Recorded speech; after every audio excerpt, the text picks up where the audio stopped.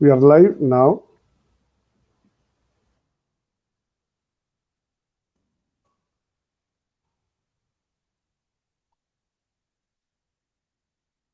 So, namaste and a very warm welcome to our very esteemed panel.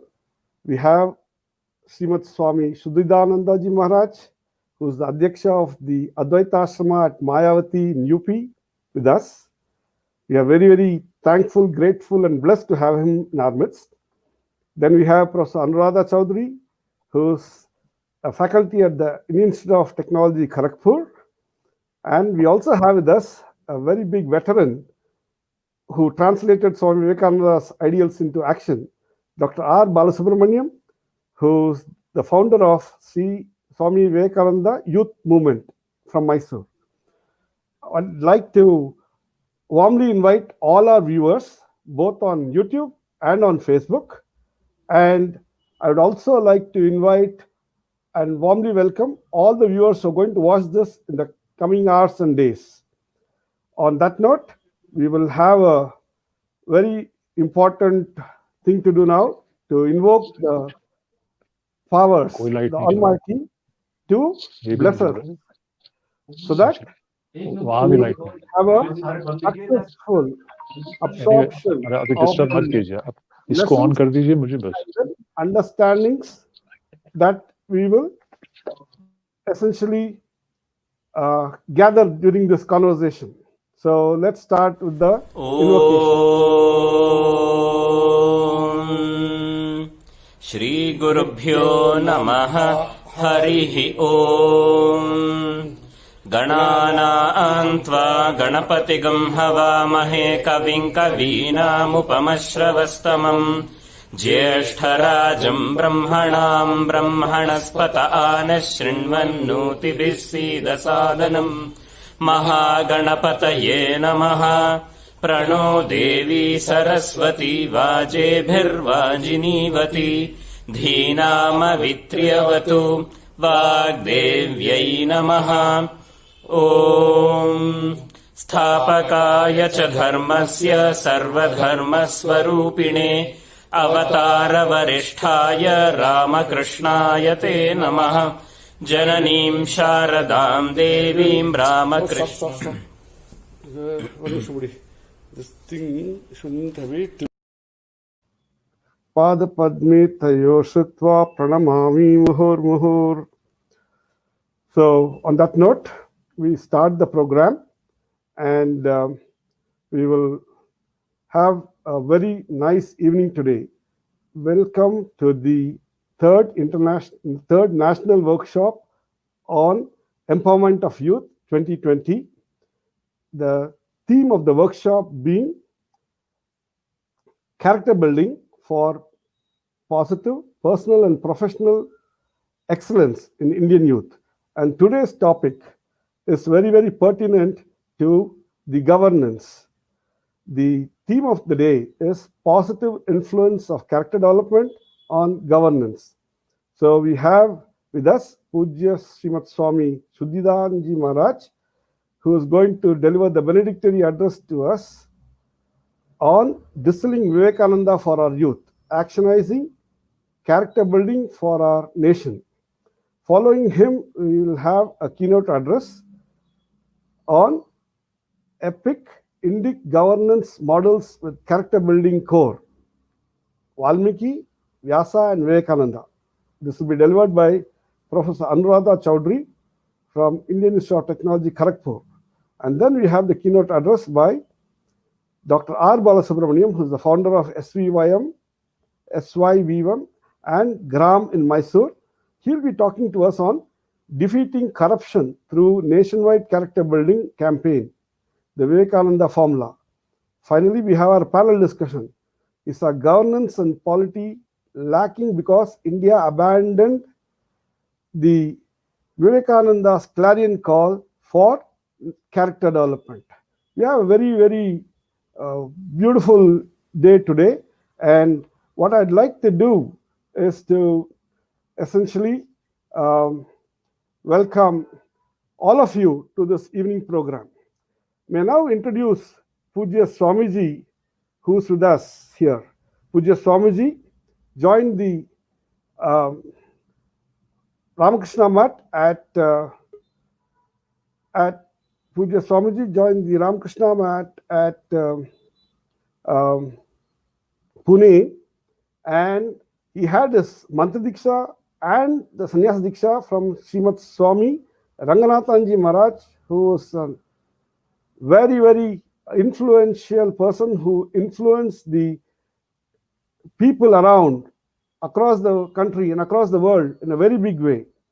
Puja Swamiji has been with the Advaita Ashrama in Kolkata and now in Mayavati. He is right now the Adhyaksha of the Advaita Ashrama there. We now request Puja Swamiji to deliver his benedictory address on the topic of distilling Vivekananda for our youth, actionizing character building for our nation. Puja Swamiji, the stage is yours.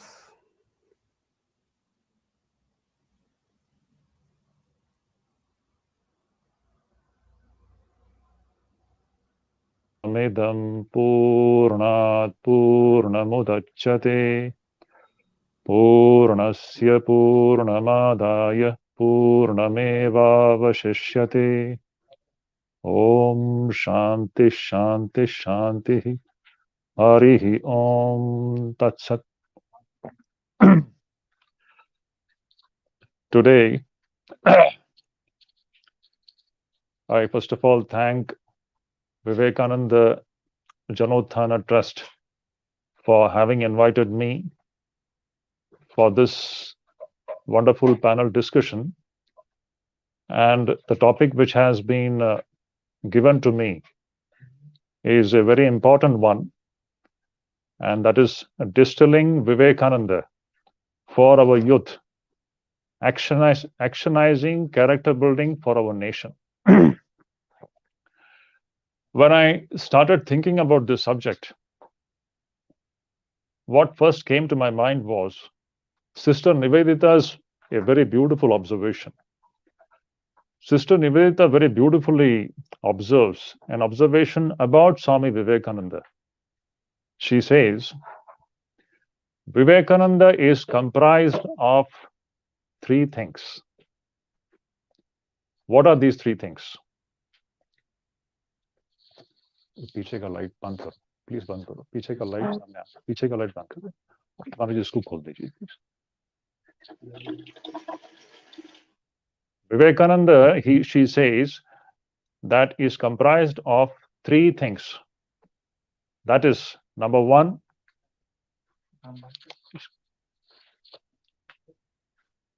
I'm sorry, today we have an electricity problem here. So I request you all to just bear with us for some time. I hope it will be resolved. Anyway, let me come back to the main subject here. So Nivedita's observation, which is very vital in understanding Swami Vivekananda, she says that Vivekananda is comprised of three things. Number one, Shastras. Number two, his Guru. And number three, his motherland, Bharat. See, I'll just touch upon these points. The first point that Nivedita says that Shastras. Now, this is very vital. By Shastras, what is meant is the Vaidika Sanatana Dharma's corpus of eternal and universal spiritual knowledge. This is very foundational in understanding Swami Vivekananda and also in understanding Bharat. The second factor which she has mentioned is his Gurudev. Sri Ramakrishna was the very embodiment of this Vaidika Sanatana Dharma corpus of spiritual knowledge. The Shastras which Nivedita is referring to, Sri Ramakrishna was the very embodiment of that. And the third thing, that is his motherland, Bharat. Bharat, that place where this spiritual knowledge, these great spiritual discoveries were made ages ago. and which has influenced the whole world directly or directly. It is this Vaidika Sanatana Dharma is what Swami Vivekananda had referred to as the mother of all religions in his Chicago speech. So we should understand that you touch upon Vivekananda from any angle, we will find these three things in that personality. Number one, Shastras. Number two, his Gurudev Sri Ramakrishna. And number three, the motherland, this Bharat. Now, in this, we need to understand that when we talk about Bharat, this India, this Bharat has been the most ancient civilization in the world. And throughout the history, it has been one of the greatest nations that existed on this planet. Greatest in all respects, both material as well as ideologically and spiritually speaking. Now, this great Bharat, which we are referring to, and we are talking about building Bharat, nation building. Vivekananda, after the passing away of his Gurudev Sri Ramakrishna, when he went across the length and breadth of this country on foot as a parivrajaka, what did he see? He saw that this great country, which has been a Vishwa Guru throughout its existence, now in the 19th century, he found that this great Bharat had come to a very pathetic state. And what was this pathetic state? Both materially, it had come down to a level of abject poverty. We all know that. And number two, that the country which was the mother of spirituality, the country which actually, where the spirituality was the very foundation, in that country, the people of that country had almost forgotten their roots and they were uprooted and they had lost that Shraddha on their own spiritual heritage. This was really a very dangerous, alarming situation in the 19th century, which Swami Vivekananda had seen through his eyes. Now, after moving around all over the country, he finally lands up at Kanyakumari. In Kanyakumari, sitting on that great rock, which is today known as Vivekananda Rock, Swamiji meditated for 3 days and 3 nights. We all know that. And his object of meditation was not God. For 3 days and 3 nights, he was meditating on his motherland, Bharat. And he was looking into the past, the glorious past, what a great country it was, a country which has been Vishwa Guru throughout its existence. And he was seeing its present pathetic state. And then he was also looking into the future. He was seeing that this very country, which was in a very deplorable state at that time, is going to once again attain glorious heights. And he had predicted that the future of India is going to be so glorious that all the past glories and attainments of this country will pale into insignificance. This was Vivekananda's prediction. After coming back from America in 1897, Vivekananda had delivered a famous lecture in Ramnad. In that lecture, Swamiji had very passionately and very poetically predicted the future of this country. The words are very beautiful. Swamiji says, "The longest night seems to be passing away. The sorest trouble seems to be coming to an end at last. India, this great motherland of ours, is awakening from a deep, long sleep. None can resist her anymore. No, never again is she going to sleep anymore, and no external power can hold her back anymore, for this infinite giant is rising to her feet."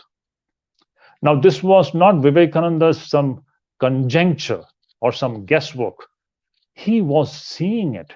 It was a darshana, an infallible insight into what is going to happen in future. A glorious India whose glory will be so great that its own past glory will pale into insignificance. Now, Vivekananda was very clear about one thing.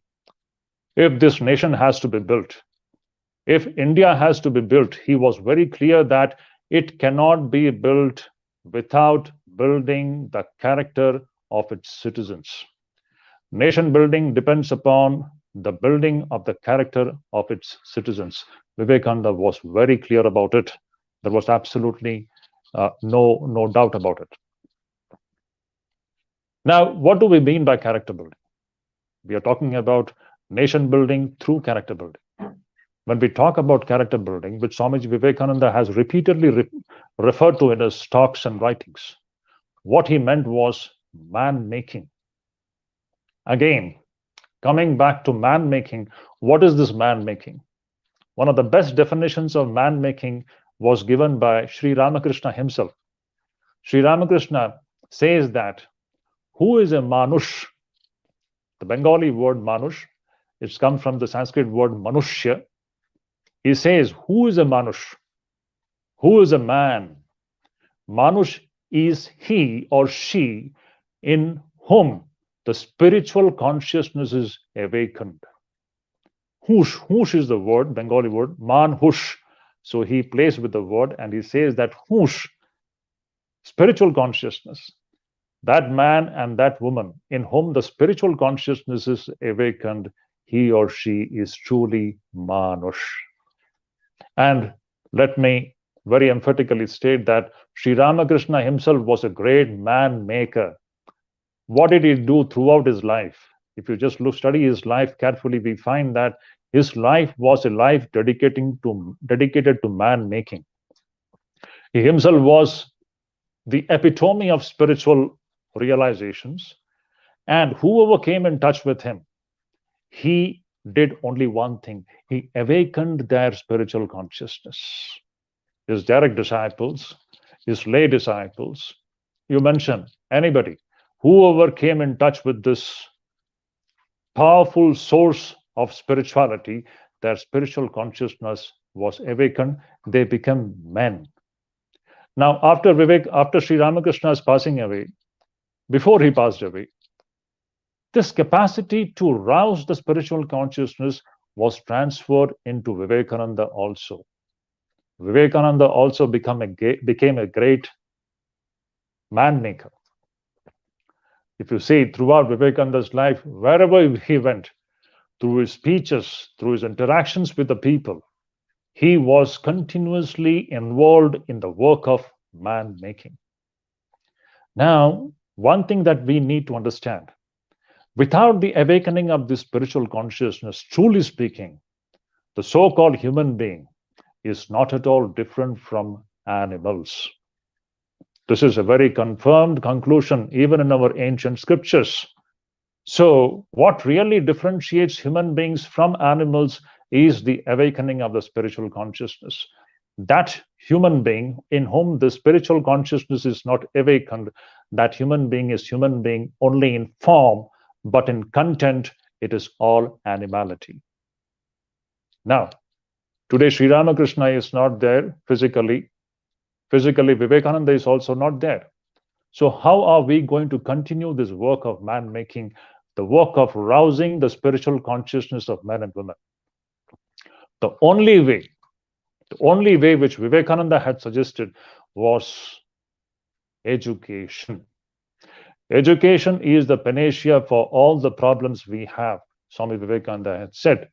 And we need to have the right kind of education. This is very important. And what is this right kind of education that we are talking about? This right kind of education that we are talking about is an education which has got spirituality as its core. Spirituality and yoga, I would say, it's very important. And this spirituality centered, yoga centered education was the education system that existed in this great country for ages. Unfortunately, with the advent of the Britishers, this system was disrupted very strategically, and it was discontinued, and we adopted the Western education system in which there is no place for spirituality and yoga at all. And there is one reason for that. See, I want to make one thing very clear. and it is very important. Right in the beginning, I said the Shastras, when I refer to Shastras, it means the Vaidika Sanatana Dharma corpus of universal and infinite spiritual knowledge. That is the very basis of our country, this Bharat Varsha. If this spirituality and yoga, if it dies, Vivekananda mentions this at many places, Bharat will be dead. He also refers to one story. There was a huge creature, a creature whose soul was in a bird, and this creature was very ferocious, and people were trying to kill this creature, but nobody knew the secret how to kill this creature, because the creature's soul was actually hidden in the bird. But somebody somehow succeeded in understanding this secret, and that person went and killed the bird, and with that, this creature was dead. Similarly, Vivekananda says that the soul of Bharatvarsh lies in spirituality and yoga. Let this spirituality and yoga be killed, Bharatvarsha will come to an end. What defines Bharatvarsha? Again and again, Vivekananda says it is religion and spirituality. And if we have to keep this religion and spirituality alive, we have to institutionalize this education system with spirituality and yoga as its core. Without this, it will be impossible for this great country to attain its glory. Now, what is the connection between this? Between education and nation building? Through this kind of spiritually centered education system, we will have more and more spiritually awakened and spiritually sensitive men and women. And this is what is Prabuddha Nagarik. What India needs is Prabuddha Nagarik. It is this Prabuddha Nagarik which is going to make a Prabuddha Bharat. And it is this Prabuddha Bharat which will become the instrument to have a Prabuddha Vishwa. So a Shrestha Bharat will be a Prabuddha Bharat. And when we talk about Prabuddha Bharat, it refers to its awakened, spiritually awakened citizens. It is such citizens with such character, with spiritual character, they can make this nation glorious. So we need to understand the connection between education, character building, which is man-making, which is spiritually awakened human beings, and it is such spiritually awakened human beings which actually goes into the making of a great Bharat, and it is this great Bharat which is going to be instrumental in bringing about a Prabuddha Vishwa and fully awakened humanity. So this was the overall plan of Vivekananda, which he repeatedly mentions in his talks, in his letters, everywhere. So we need to focus upon an education system through which we can bring the spirituality and yoga into the lives of each and every citizen of this country.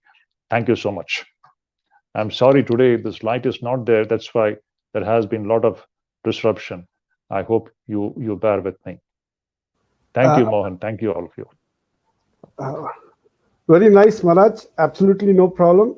You have been loud and clear. The message has come out very nice. And we really, really appreciate your way of distilling Vivekananda for the youth. And it's got a lot of very beautiful insights in how to actionize the experiences of Swami Vivekananda so each of us can really progress and move forward in building up our character. I now go on to the next speaker, who is Professor Anuradha Chowdhury. And let me give a brief introduction of her. We have Professor Anuradha Chowdhury, who is a faculty at the Department of Humanities and Social Sciences at the Indian Institute of Technology, Kharagpur. She is a member of the Reiki Center of Excellence for the Science of Happiness there. She is a multilingual Sanskritist, which means that she speaks in Sanskrit and she speaks in multiple languages which have Sanskrit as their mother. She works in the world of India psychology, yoga psychology, philosophy, culture, and travel. Travels across the world to deliver lectures and conducts workshops on these topics for national and international organizations and events. These include the annual Yoga Congress being चल रहा है, चल रहा organized है, मेरा in चल रहा है। महाराज मैं इधर ही बढ़ जाता हूँ, इसको इधर ही बढ़ जाता the Switzerland, and we also uh, have her organized several such events back in India as well. Recently, she had collaborated with Dr. Vinay Chandra and co-curated a 41-day Yogathon, the global festival of yoga, celebrating wellness in Indica Yoga. She had published in various journals and co-edited and co-authored several books, especially on Indian psychology, happiness, and has been the recipient of the Young Teachers Award, Excellent Young Teachers Award at IIT Kharagpur. With this brief introduction, may now request Professor Anuradha Chaudhary to share her thoughts on a very, very important topic, which is epic Indic governance models with the character building core, right? Governance models with the character building core, Indic governance models with the character building core, and such models that can be seen in the epics. What did Valmiki, what did Vyasa, and then more importantly, how did Vivekananda bring that about? So, Professor Anuradha Chaudhary, the floor is yours. Suswagatham. Bahut dhanyawadaha, Mohanji, and for this tremendous privilege to share a few thoughts on this very prestigious platform. And it's an absolute honor to share the stage with Swami Shuddhinananda ji and Professor Balasubramaniam ji. So I was joking earlier on and saying that I think I have the good fortune of being in between two great people, two great speakers, two great sadhakas. Because what I will say will be, I can take on from, I can learn from Swamiji and then pass it on to Baluji, whom we fondly call him, as we fondly call him. So the topic that I have been given is something that I have been thinking about, and what I want to share is probably more in terms of the larger understanding of what governance is all about and what role does character building play in this.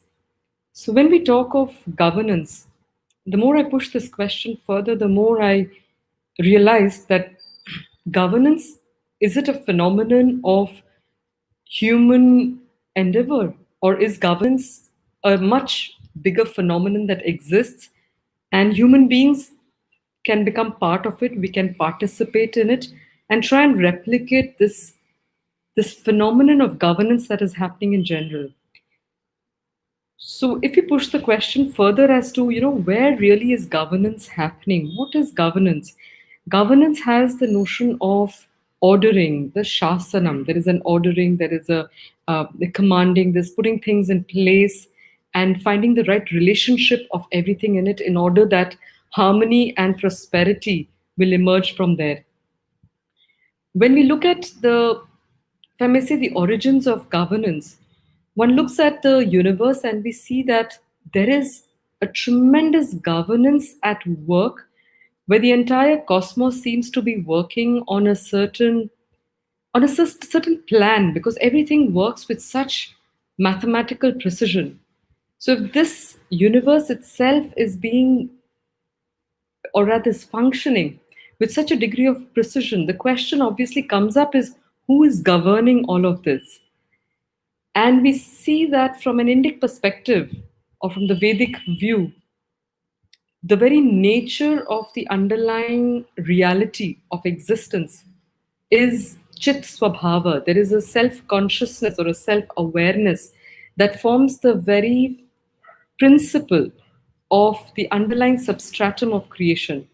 So, this self aware principle that is in everything, that has become everything, automatically seems to be following a certain rationale of existence, of creation, of relating with each other within that framework.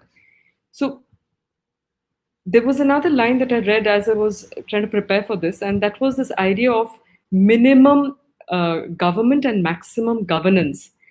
So we see that in the structure of creation itself, there really is no government. There's nobody who is sitting, and there are no structures and systems that are trying to tell people what to do, what not to do, or tell nature how to work. Nature herself seems to be experiencing a brilliant form of governance where everything that exists in nature is contains an inherent understanding of how it needs to function at every point. And this, in the Vedic lore, is represented by the three ideas of the Satya. So, the idea of the Satya being that there is an underlying blueprint of existence where there is a knowledge of how different things are placed within that, within creation itself. The second is the practice of the rhythm, where there is a rightness of application of that blueprint, and the consequence is the phenomenon of brihat.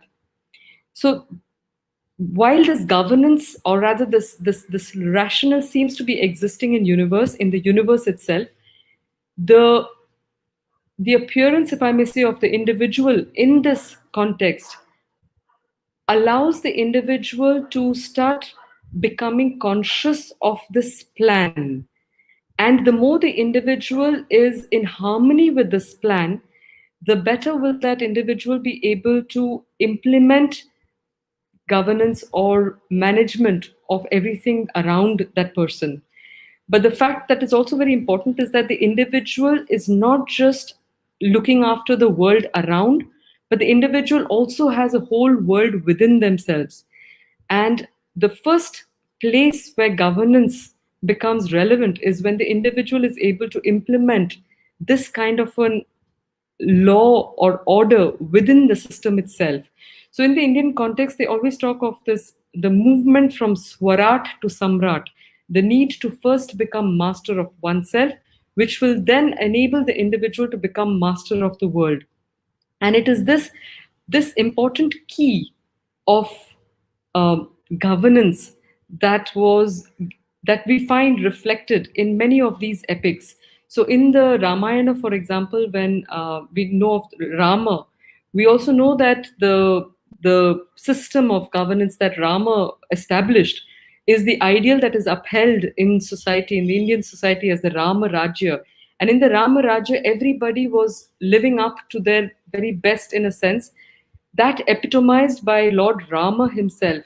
And Lord Rama himself was a deep practitioner of governance of himself, this absolute self rule that he had in his life. And through that practice of the self rule, he was able to govern the people around him in a manner that was fair and just. So we see that when we talk of Raja Dharma, and that Raja Dharma that comes through in the Valmiki's Ramayana, that Raja Dharma that is again spoken about in Vyasa's Mahabharata, when Bhishma Pitamaha is asked to talk about what are the ways in which a king can rule in the best way possible, he talks of the Raja Dharma to Yudhishthira. And in that, he tells him that the secret of effective rule at the end is Indriya Jaya, or the control of one's senses.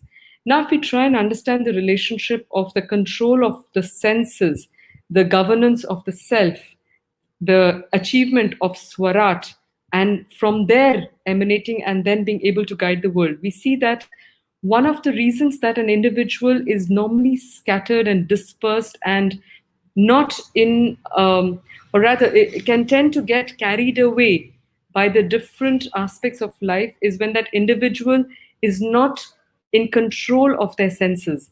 And it is the absence or the lack of this control that then makes them get carried away by the different temptations of life.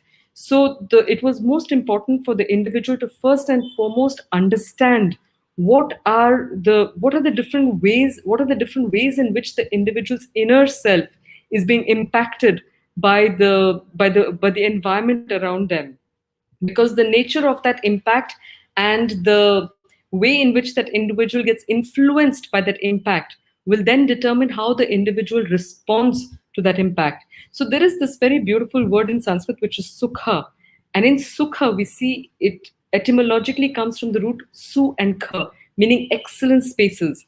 So one wants to experience happiness or excellent spaces. The secret of that is the ability to manage, to design and manage one's inner spaces in the best way possible. These inner space management, so I was talking about shasana being a phenomenon of a management of the inner space. So when the inner space is well managed, then it allows the individual's perceptions of the world to have a certain clarity. With that clarity, that individual looks upon the world and is able to organize the world in a better manner. So that inner space management happens when one becomes conscious of what is coming in through the senses, and therefore looking at the senses and controlling the senses becomes the key pin of rajadharma, or the way in which an administrator, a leader, can best manage themselves and consequently manage the world around them. So, coming back to how Rama, in his own life, we see that uh, he, first of all, he advises Bharata on how he has to lead, how he has to make sure that his ministers are happy, he has to make sure that the population is happy. I was also looking at another quotation here where they talked about the fact, and this is in the Valmiki's in the Mahabharata of Vyasa, where he says that where Bhishma Pitamaha is telling Yudhishthira, he says that you have to be a king as a pregnant woman is, because when a woman is pregnant, then she manages the child and everything that that newborn needs in a most selfless manner. And it is only this ability to be absolutely selfless that allows that individual to do justice to the population or to the subjects who are under his or her domain.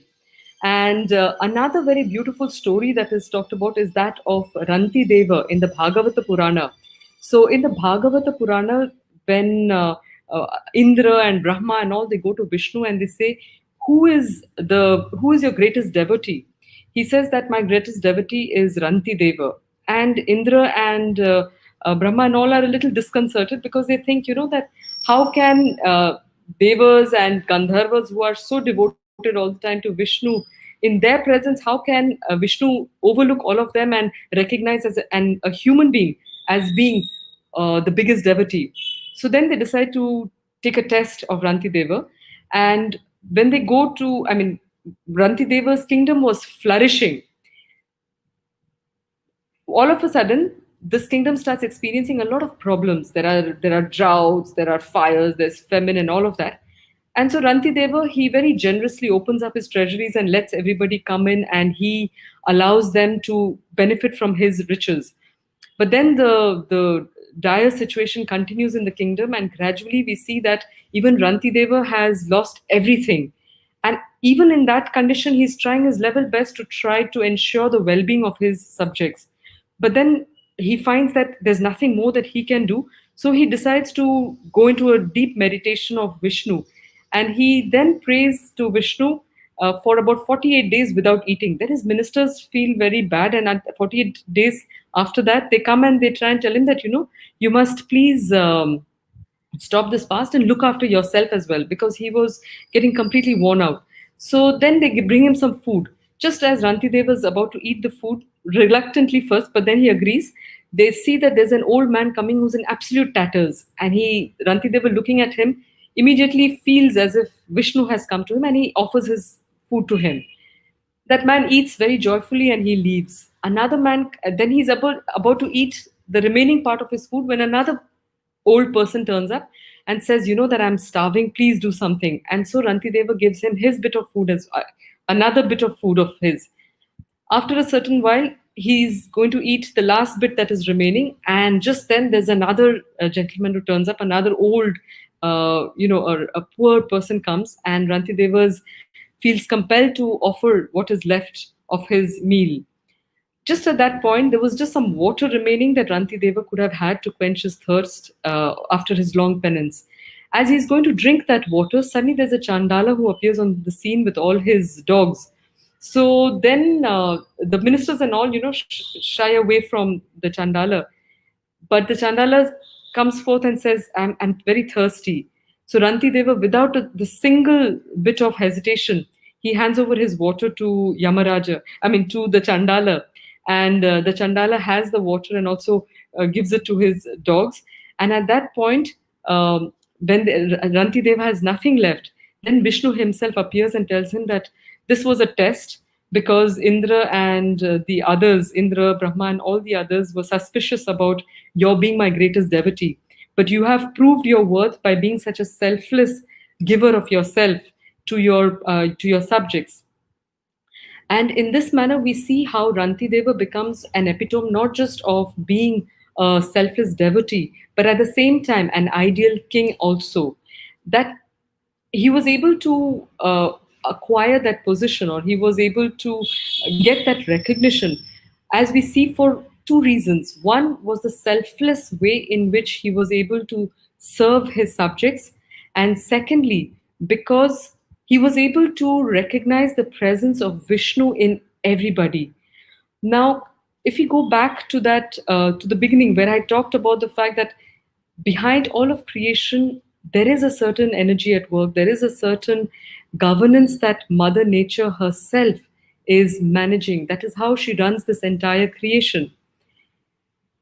The more an individual is able to reconnect to that vastness within them, the more effectively that individual will be able uh, to create that kind of a harmony in the society that person has to lead.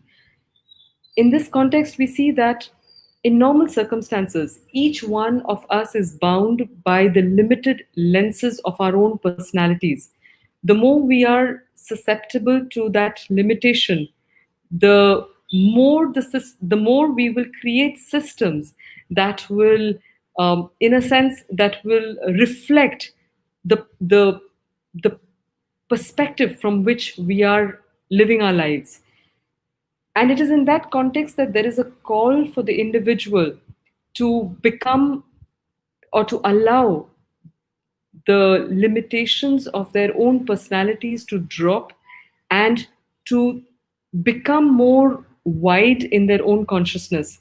So when Swami Vivekananda and many other great people talk about the great qualities of a leader, of how one can serve the people, he has this that he says. He says, "Do you feel that millions of Indians are starving today, and millions have been starving since ages?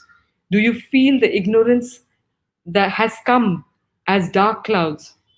Does it make you restless? Does it make you sleepless? You may feel, but instead of frothy talks, have you found any way out? Some help instead of condemnation. Have you got the will to surmount mountain high obstructions? If the whole world stands against you, will you dare to do what is right?" And then he said that, "I love you, Indian people, because you are the children of gods and because you are the children of your glorious forefathers." In another context, he writes to Alasingha Perumal and his other Madras disciples. He says that all love is life, all selfishness is death. 90% of human brutes you see are dead, for none lives, my boys, but he who loves. Feel, my children, feel. Feel for the poor, the ignorant, the downtrodden. Feel till the heart stops and the brain reels, and you think you will go mad. Then pour the soul out at the feet of the Lord, and then will come power, help, and indomitable energy. So, the call for character building in the context that we have looked at is primarily a call for the individual to become first and foremost a leader of oneself. In order to become a leader of oneself, one has to have clarity about what one wants, where one wants to go, how one wants to go there. The more that clarity can come about by the very fact of going or transcending the limitations of one's own personalities, one's own narrowness, one's own pettiness, one's own selfishness.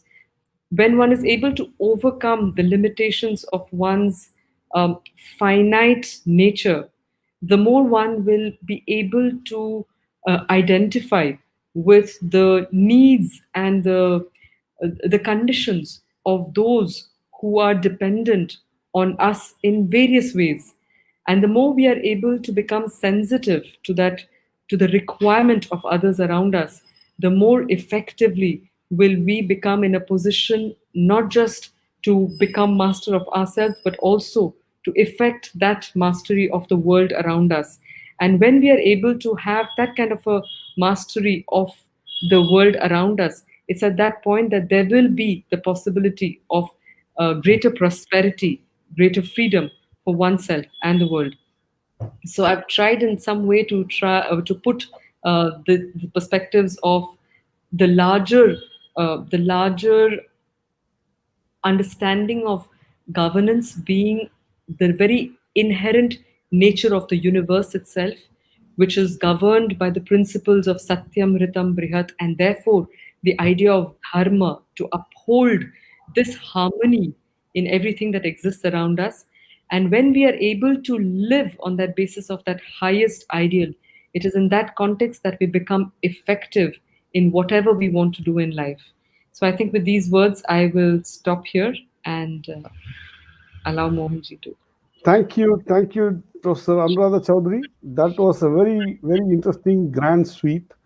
The reason being, in a very simple way, you have beautifully captured what Valmiki wrote on how Rama had governed in a very just way during his time, how Rantideva, how Vyasa wrote about how Rantideva was tested by Vishnu, and that brought out the core governance characteristics that the individual should have. And more specifically, if governance were to be there at the ideal state that we all seek it to be, then we really need to follow what Vivekananda was talking about in terms of really feeling for the fellow human beings. That's really, really nice. And on that note, let me introduce Professor Dr. R. Balasubramanian. Dr. Balu, if I may kind of use that short phrase, has been a very wonderful scholar. He's a development scholar, author, public policy advocate, leadership trainer, and activist. He is known for his pioneering development work with the rural and tribal people of Sargur and Heggadda Devana Kote taluks of Mysuru in Karnataka. In fact, he did his MBBS and then had such great attraction for the words of Swami Vivekananda that he just started the Vivekananda Youth Movement, the Swami Vivekananda Youth Movement, and it's a development organization based in Sargur. And there he had set up the first hospital, a tribal hospital, just at a very young age of 19 years. After spending 26 years in the development work amongst the rural and tribal people, he pursued his academic degrees in leadership, organizational development, public policy, right? And he was invited to be and given the Frank H.T. Rhodes professorship at the Cornell University between 2012 and 2014. And he continues to hold academic positions in Cornell and other universities.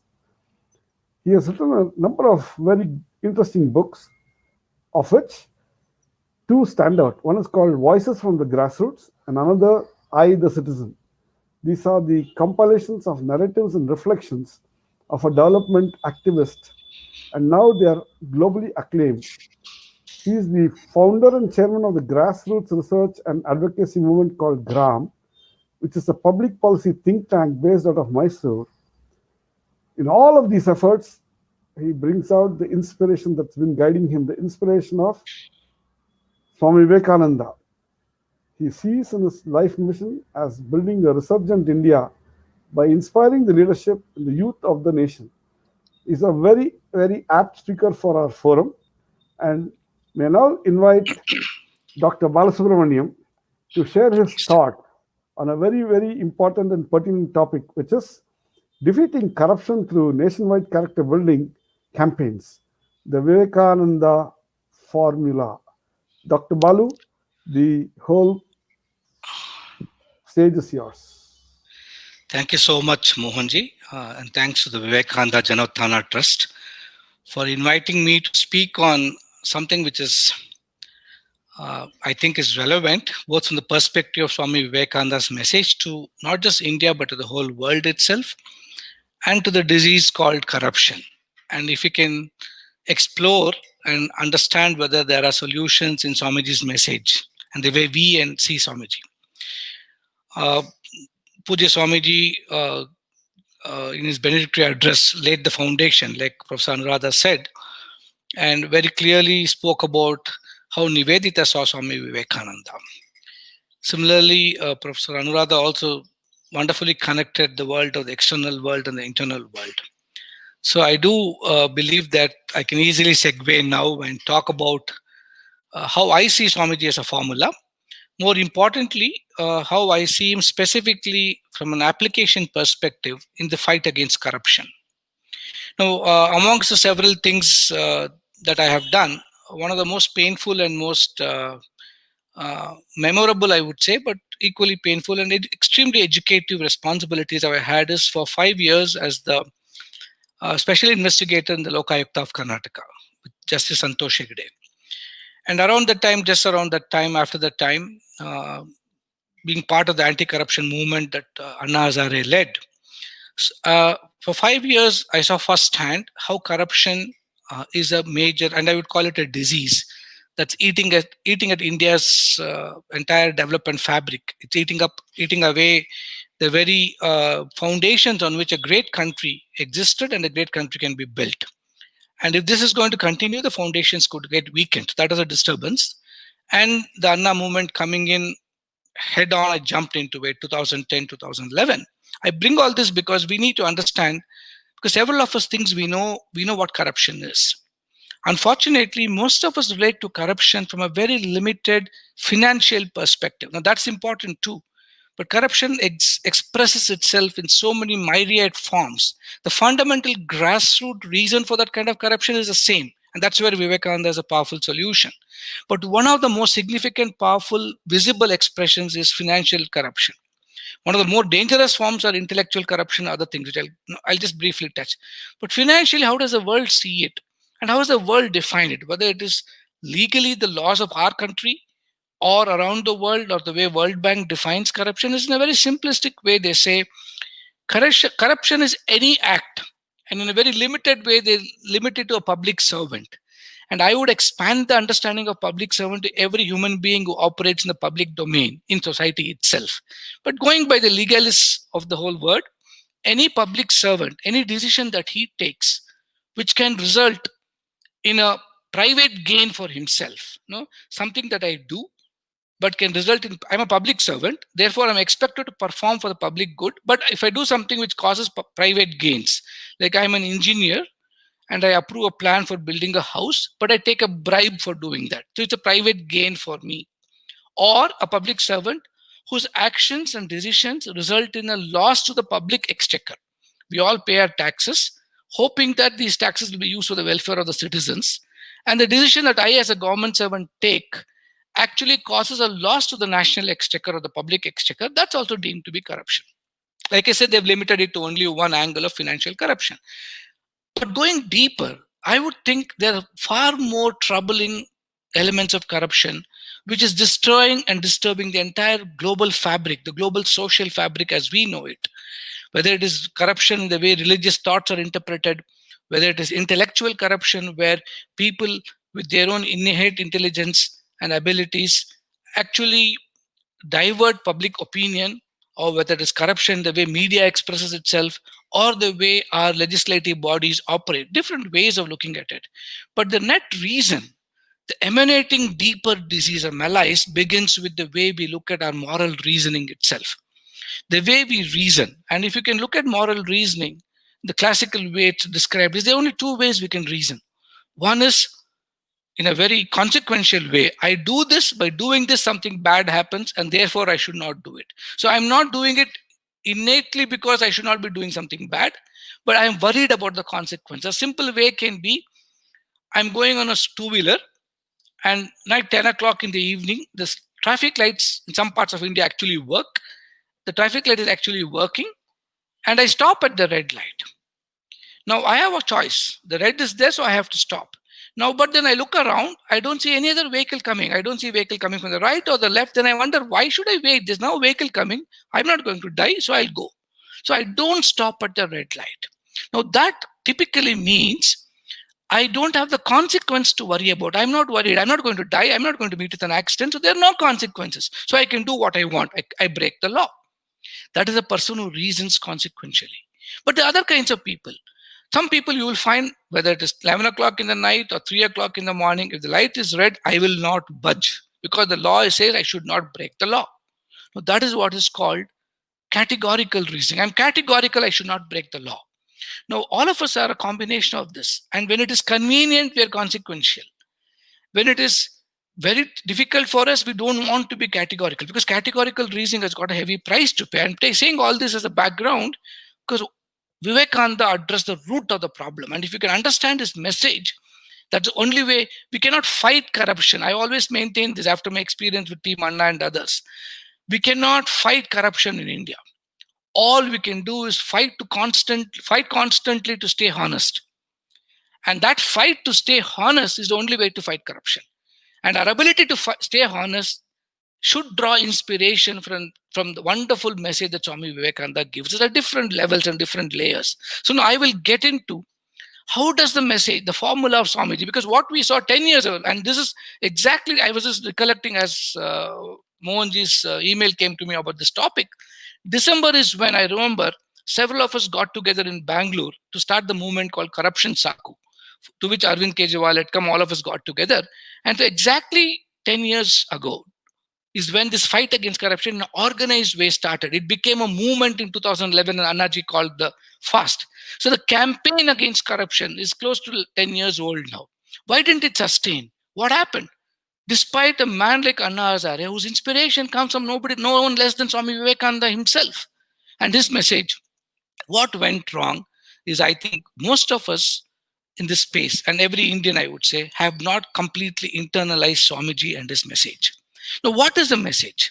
And like Swami Shuddhanji said in the beginning of his address, it is simple: man making and character building. And how do we work on this? We need to understand today's context of young people today. And you can't go to young people and say, you got to build your character, you got to become a man. They'll say, I already am. What are you talking? So what has happened is the global narrative, including India, the role modeling that we are creating, the celebration of success that we bring about. We celebrate a corporate CEO or we celebrate a political leader, but we don't celebrate a honest man in this country. Our newspapers have articles about dishonesty and corruption, but we don't have articles about goodness and positivism that Vivekananda spoke about. So that is a barometer of society and its thinking. That's the intellectual corruption I'm talking. We have become so decayed and degenerate in our outlook that we have forgotten how to celebrate the good and the positive. And those have become exceptions to the narratives of the nation. So the national narrative is not public good. The national narrative is heavily focused on private gains. And therefore, in that narrative of private gains, when the whole attitude is how early and how fast and how well can I become the richest man in this country, the casualty is the means to that. And that is where Swamiji's initial message, where the means matter as much as the end. If we do not really see this, we can make our money. There's nothing wrong in that. I'm not even saying you shouldn't be a consumerist-led person who has to make his millions. But if you pay attention to Swamiji and make it in the way in which he says the means matter, not just the end outcome, that is the beginning point of looking at it. But more importantly, why are we not focused on public good? And what does Vivekananda talk about it? He's very clear, like in his letter to the Maharaja of Mysore himself. He alone lives who lives for others. The rest are more dead than alive. So see the beauty of it. He shifted the narrative of existence, of life itself, right? Whether it is saying strength is life, weakness is death, or saying that you're alive only when you're in the service of others. He shifted the narrative from us to the other. And the other is the public good that I talk about. So for him, he began the celebration of public good. And even in his message of private gain in a spiritual space, private gain spiritually, Atmano Mokshartham, he did not separate out Jagatithayacha. And if we do not primarily subscribe to this fundamental philosophy, I think the fight against corruption will only remain a slogan. If you want it to be a real fight, we build on the foundation of bringing in a new generation of young people with this in their DNA, that they have to live to evolve themselves, the inner world that Professor Anuradha spoke about, evolving the inner world through the expression of the service to the outer world. And the spirit of what Swamiji said, he said selfishness is sin. In a sense, calling out, saying that you live by serving society, not in a conditional way of an expectational response from society. Oh, if I do this, I'll get the Padma Shri. If I do this, I'll get the Nobel Prize. But in an unconditional, completely non-transactional way. And that is a beauty. Swamiji presented to us a purpose bigger than ourselves. And unless the youth of today carry life with a purpose bigger than themselves, I think the fight against corruption has not even begun. So the purpose has to be transacted in a nationalistic framework that Vivekananda said, building this nation, a national resurgence, by giving each of us a purpose bigger than our just mere selfish existence. And he was very clear, the masses had to gain. The masses had to benefit. His heart was for the masses, the disadvantaged, the disenfranchised, the marginalized. So whatever we did had to reflect as an expression for the good of the public, the masses. And that has to be the purpose of why we exist itself. Look at the beauty of Swamiji's larger than life message and the call he said. And the way he put it, the 3H, the heart to feel, and Professor Anuradha also referred to the feeling. He didn't stop at that, right? Heart to feel is the motivation to do something. So we got to fire our young people. And those of you who are watching today, I know everybody is restless. Everybody is upset and angry. Do you feel bad when your scooter hits a pothole? Do you feel bad that the water in the pipe is not coming? Do you feel bad that the electricity connection is not available even today in several of our villages after so many years of independence? How many of us feel bad that even today 54% of women in India, especially rural women, 54% of our children are malnourished? 70% of our women in rural India are suffering from iron deficiency anemia. Do you feel agitated? Do you feel angry? If you don't feel, then you're intellectually corrupt, you're emotionally corrupt. If you only feel upset that you don't have enough money to spend, you don't have the money to buy that coffee or the new cell phone, that is just personalized. But if you feel agitated and angry, like Vivekananda said, for a public cause, and then that is the motivation for you to stay honest, in my opinion. That will drive you. Because if you're not fundamentally honest, you cannot fight a battle for the public because you'll be called out very easily. And just stopping there is not enough. The head to think, the strategy, because corruption is so deep-rooted in our system, you cannot fight it emotionally. We got to be intellectually and strategically very advanced in our thinking. It is a multi-pronged systems thinking approach. Today's young people understand systems thinking. Today's young people understand design thinking. Use the principles of system thinking. Use the principles of design thinking and strategize how to fight this corruption in multi-levels, multi-layers, and multi-sectors. And then you can't wait somebody else. You draw the blueprint and somebody is not going to implement it. It is you and I who have to go there and understand Vivekananda when he said the hands to work. We got to put our action together. We got to come together. And Swamiji's message again here, he said, 2 Indians get together. In 3 minutes, they'll have 4 fights. That is a disease we need to fight. That is a corruption of the ego that we need to fight. We need to understand only when we are together, we are strong. And that's exactly what happened to India's anti-corruption movement, because individuals became bigger than the ideology. And if you look at Swamiji and his leadership, the individual didn't matter. He said, it's not about we being at the center. It's not about I saying I am fighting corruption. It is about saying I am being an instrument in the fight against corruption. That's the beauty of Swamiji's message. Don't stand on a pedestal and say, here, my poor man, take my 5 cents. Be privileged that work is getting done through you. If we work with that spirit and say, it is not about I fighting corruption, it is about the corruption being fought. And it's completely different way of thinking. And that is the way understanding Swamiji's message. And if we can do this, and if we can take this conquest of internal nature that Swami Vivekananda constantly asks us to be aware of and mindful of, and express it, powerful consequences will happen. And finally, my message is the message of Swami Vivekananda's Abhihi, Abhihi, Abhihi. You want to stay honest, you have to face the consequences. Today, I can tell you my own personal experience. I've been beaten up, I've been arrested. You'll go through all this.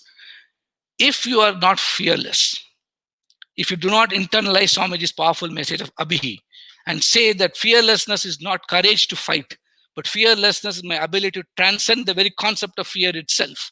And if that spirit of Swamiji and his concept of purity, patience, and perseverance in your heart, you must be pure. That is a character to fight corruption. That's when it can become a campaign. When you give a call, that's when people will join you. And you must be patient. Change is not going to come overnight. Even you trying to be honest is going to be a lifelong battle. I can promise you that. It's extremely difficult to fight corruption at the individual level. Only then you talk about the outside world. You need a lot of patience. And it's a lifetime work. That's the perseverance you need to have. So it's like Swamiji said, understanding his message, resonating with the feeling of I am an instrument, living everything that he said, making the purpose larger than yourself, giving of yourself completely to this larger purpose, with the spirit of surrender, with the conviction and faith that he is there to guide you at every level. That is, I think, the only way to make Swamiji's message in a campaign mode to fight corruption. So I believe we need to let the DNA of Vivekananda and the message of Swamiji into our hearts. And remember, just two sentences I would like to end my talk with. His simple sentence of be and make. If you are not going to be that ideal of honesty, if you have to be that first, only then you can make others be that. This world, this fight against corruption can only happen by a cancerous role modeling of honest people. We have to spread that cancer, enhance it beyond the critical levels that we can today. We are not having that critical mass of honest people. That's why we see corruption everywhere. But if we can build that, for that you have to be and make. And the simplest message of be good, do good. That's all we need to do. So you don't have to have high-end papers on corruption, extraordinary intellectualization of corruption that we all participate in these conferences. These two simple messages. And remember, the fight is going to be difficult. And in conclusion, Swamiji himself said, all good things has to pass through three stages. Your fight against corruption, you may want to stay honest, but you are going to be ridiculed for that. They'll call you a fool. Today's world, it will not work. Do you have the courage to stand up against such kind of taunting? They will oppose you. They'll penalize you. They'll punish you. Opposition is the next stage. And finally comes acceptance. And let us understand that acceptance will come. And that's the only way this country can be made back to where it was. That is the resurgence we need to do. That is the Vishwaguru's message that Swamiji kept saying we need to take to the world. And I'm confident today's young people, inspired by Swamiji and this message, will live the life that will portray this role modeling. We live the life that will make India a role model to the world. And in that sense, we will be the Vishwaguru. Thank you all so much. Namaste. So, Dr. Balu, we really felt the passion in our blood, even as you were sharing your thoughts of how you went about trying to translate the ideals and ideas of Swami Vivekananda into the causes that you got into, and the way you have learned your lessons. It was so very, what shall I say, authentic and inspiring. Thank you. So thank you so much, sir. We really look forward to interacting a lot with you in this panel discussion. So we now go on to the panel, which is very interesting in several ways. Of course, the topic of the panel discussion is our governance and polity lacking because India abandoned Vivekananda's clarion call for character development? It's a question. It's a big question. And in fact, what I infer from Dr. Balasubramanian's talk, inspiring talk, is that corruption cannot be tackled within the existing framework of the thought that is pervading across institutions like the government or the universities. There's something more deeper that he has understood after being part of that thing that happened 10 years back in December in Bengaluru. Corruption, Saku. I think that lesson is essentially what character building is all about. And I suppose the clarion call of Swami Vivekananda is governance in India and polity in India lacking primarily because Swamiji's clarion call has been abandoned. Let's start with Puja Swami Sudhiranji Maharaj on this particular topic. Swamiji, you have been here in India in serving the society on one side, which is the motto that you all have, right? Atmano Mokshatam, Jagat Hitaya. You have seen the Jagat Hitaya efforts that you have been putting through. What's your experience? Has India really abandoned the clarion call of Swami Vivekananda, or do you think that there is this ground level awareness spreading slowly so things will change for better?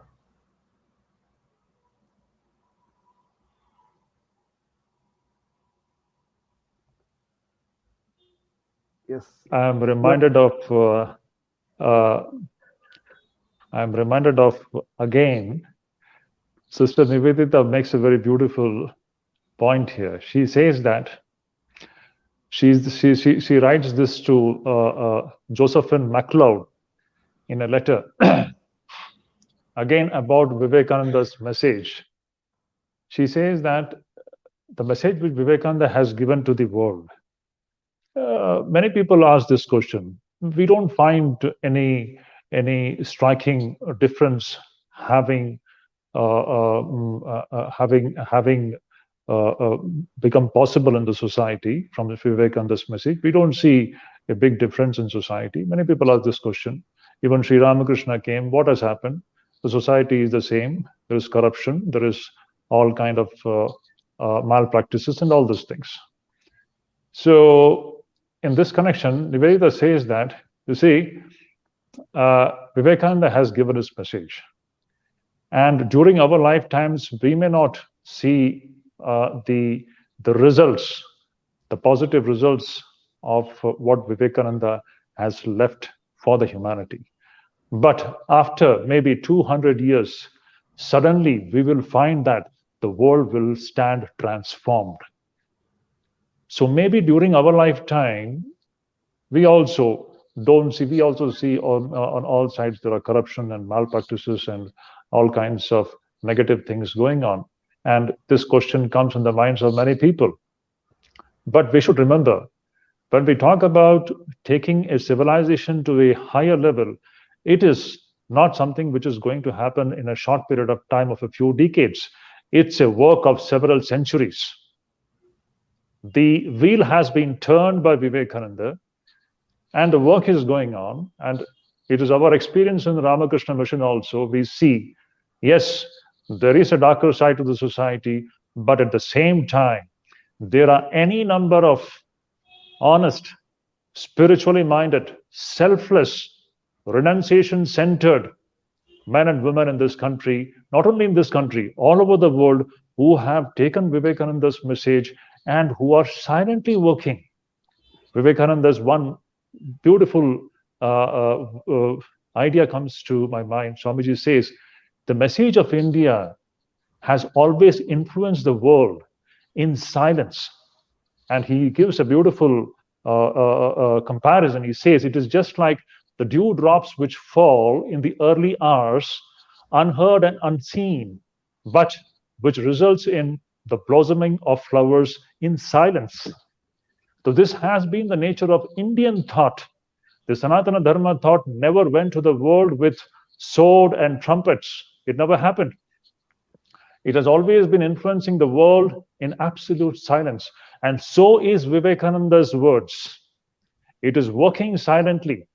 When I look around our society, I find so many very well-educated people have today dedicated their lives for the building of the nation in their own small capacities.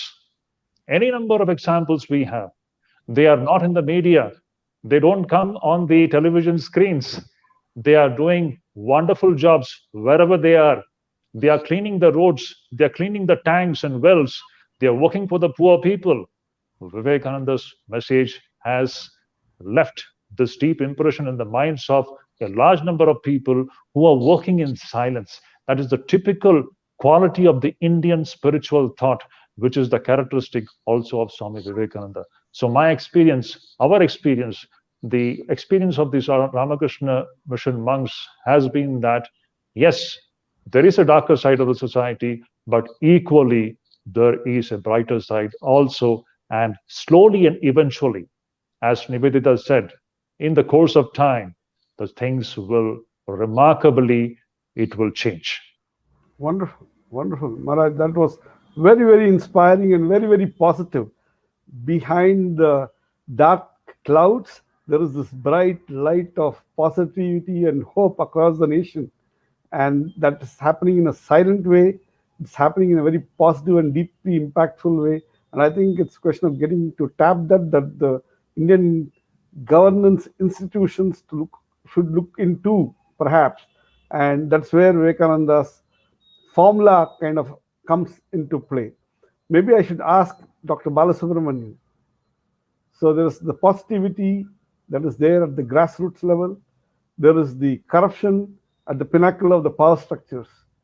How do you shake up the grassroots as the pinnacles crumble and the grassroots will then go up to bring in the new rain? I don't know how to put that. What do you say, Dr. Balasubramanian? You have to unmute your microphone. Thank you. I think that's the most repeated statement of this year. Unmute yourself.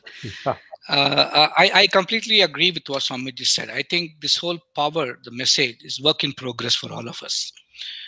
For every example of absolute scoundrels and villains, I can show 5 or 10 examples of extraordinarily honest people at different levels, at the lowest of society, what you can call it, if you can call it that.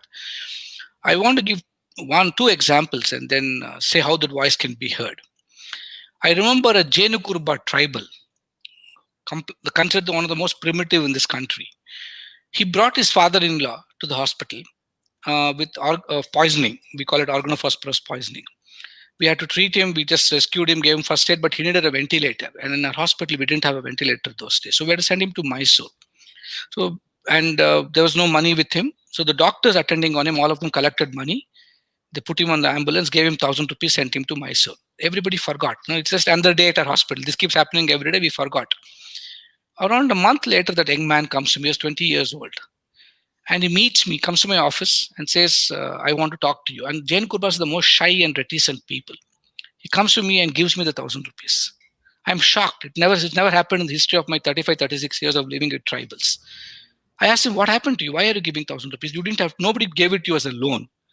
He said, no, my father-in-law recovered. I brought him back. Then last 1 month I've been working.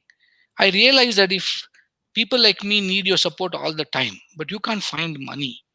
I had that money with me. Now, if I keep it with me, it's an expression of dishonesty. I want to give it to you so that somebody else will we can benefit by it. So I write about that young man in my book and the voices from the grassroots and say, this is, Swamiji in action to me. Is staying, being rich while staying poor. That's the title of the article I give. And that is the evolution that Swamiji spoke about. Swamiji spoke India cannot grow by a revolution. He said it only has to happen by an evolution. And this evolving thinking, evolving thought of the redefining honesty itself. He said, imagine yourself in a dark room, and how you conduct yourself, how you think, how you act. That is real character. That's what nobody's watching you. Being alone in a dark room. This Jain Kurba, nobody was watching him. Nobody even saw him. But he living that example. The other example I want to share is a 15-year-old girl, a child. We give a lot of scholarships and we call them Viveka scholars.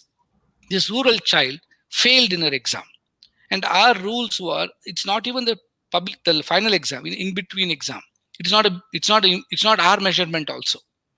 This child writes a letter to me and says, I have failed. I don't think I deserve your scholarship support. And says this has to be given to some other child whom you can identify as studying hard. I'm not studying hard. I don't deserve your support. Now, we don't celebrate this, but to me, that's a reflection of Swamiji's. They may not know Vivekananda. They may not have understood him. They may not have intellectually dissected him out, but they're living his message of expressing it. So to me, what India is suffering from is not income poverty. What India is suffering from is voice poverty. And if these voices are celebrated, if these voices are disclosed, if these voices are made into rich, audible noise, today we're having a lot of noise, but this voice has to become that noise, the noise of Swamiji and his message at the highest decibel level. So if at all I can fault people like me, is that we thought Swami Vivekananda will get heard by everybody on their own. That's a mistake, I realize now. Swami Vivekananda has, like what program you're running today is a brilliant example. We need hundreds of opportunities, platforms where the youth of today can actually be shown and demonstrably told that Swami Vivekananda is not an abstraction. Swami Vivekananda can be deconstructed reality which you and I can relive every day. And that is a way we can use technology, use all this and make the 200 years into maybe 150 years or 100 years. I believe the time has come. I want to conclude this particular thing with what Eleanor Stark's book, where she says a gift unopened. She talks about Swami Vivekananda and his message in the context of the United States and says he's a gift unopened. For India, I think he's a gift constantly being opened, but different, so many coverings and so many layers are there. Every time we open Swamiji, each of us see him in a different way. And then we believe that that's the truth. So it's a one level of truth. We go to the next peel, you peel, the next level of truth. So my conviction is as we unpack Swamiji and his message, and this gift will get unraveled to all of us. And sooner than later, we'll have a society, a country, which all of us can be proud of. Two quick questions, Dr. Balu. That's very, very nice exposition of having to get the grassroots voices up and celebrated across the nation and the world. There's a big difference between voices at the grassroots versus the power structures that exist.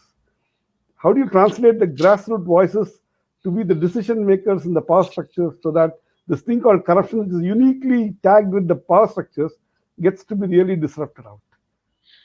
I think that's a lifelong battle for many of us. Let me be very honest. There is an asymmetry of information in this country. Asymmetry of information causes an asymmetry of power. That's a reality. And like Professor Anuradha said, when we don't understand transparency, when we don't understand accountability, when we don't understand a sense of responsibility from an internal ecosystem perspective, if I were to keep eating rubbish the whole day, I'm not being accountable to this body. I'm not going to stay healthy because I've lost the accountability to this body. If I'm going to be consuming alcohol in unlimited amounts every day, I've lost the accountability to this body. Obviously, I don't understand accountability to society. So I believe the asymmetry of information is a deeper malaise than what we believed earlier. Now, with all the tools and technology we have, if you can address the asymmetry of information, and then automatically asymmetry of power will come down. But asymmetry of information should be positive, constructive, and not I have now changed my attitude. I was a very confrontational activist. I was always known for my satyagrahas, my protests, and my Anuradha ji is laughing because she knows about it. I would go sit in front. Yeah. So gray hairs has told me that the real way to bring about change is collaboration, collaborative advocacy. And that's the message of Vivekananda. It is not by saying you are a fool, but saying let us explore knowledge together. That is the Vivekananda way. It took me 30 years to understand Swamiji, but that's my method now. So here's the question from Swami Satyapriyananda. He says, on what foundations are other nations setting exemplary standards? Are they really standards, or what can we learn from other nations, right? You talked about Vivekananda being an unopened box of a covered gift from India to the world at large, like in the US. So what do you say to this question? I would only repeat what a good friend, Kishore Mahbubani, he was a dean earlier of the Lee Kuan Yew School of Public Policy in Singapore. Basically Indian origin, but a Singaporean by birth and everything else.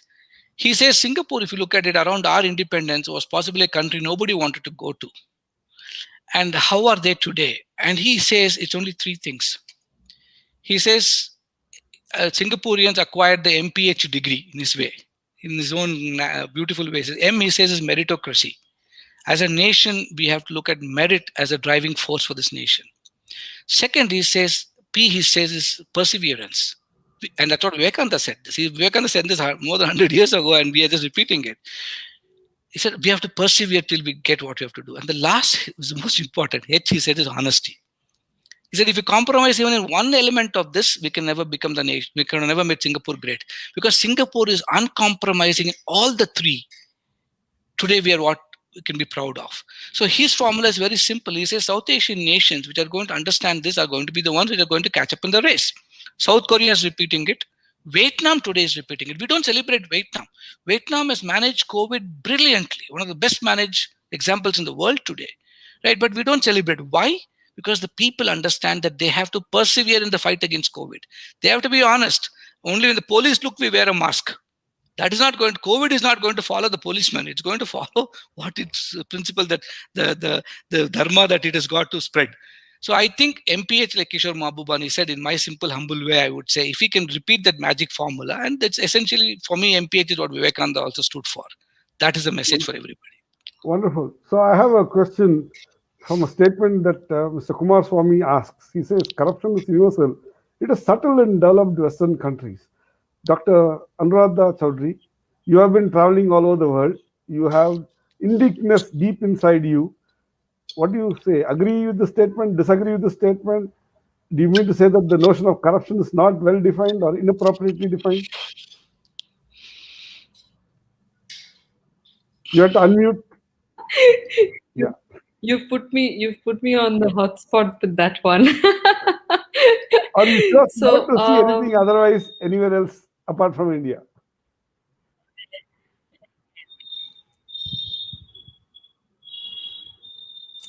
it's I think so. I think this is where probably we seem to score lower on the corruption scale than the rest of the world. Um, I think what has happened in India is that there has been a lot of. I mean, this is really I'm talking of what the way I understand things. So I think that in India, what has happened is that we have given a lot of premium to individuals and the way individuals lead their lives. Although we are a collectivistic society and all of that, but when it comes to the final point, we are actually far more individualistic or individual centered than the Western societies are. The Western societies are far more conformist to rules, they're far more conformist to many other things, the requirements of the systems, also because their accountabilities are much higher.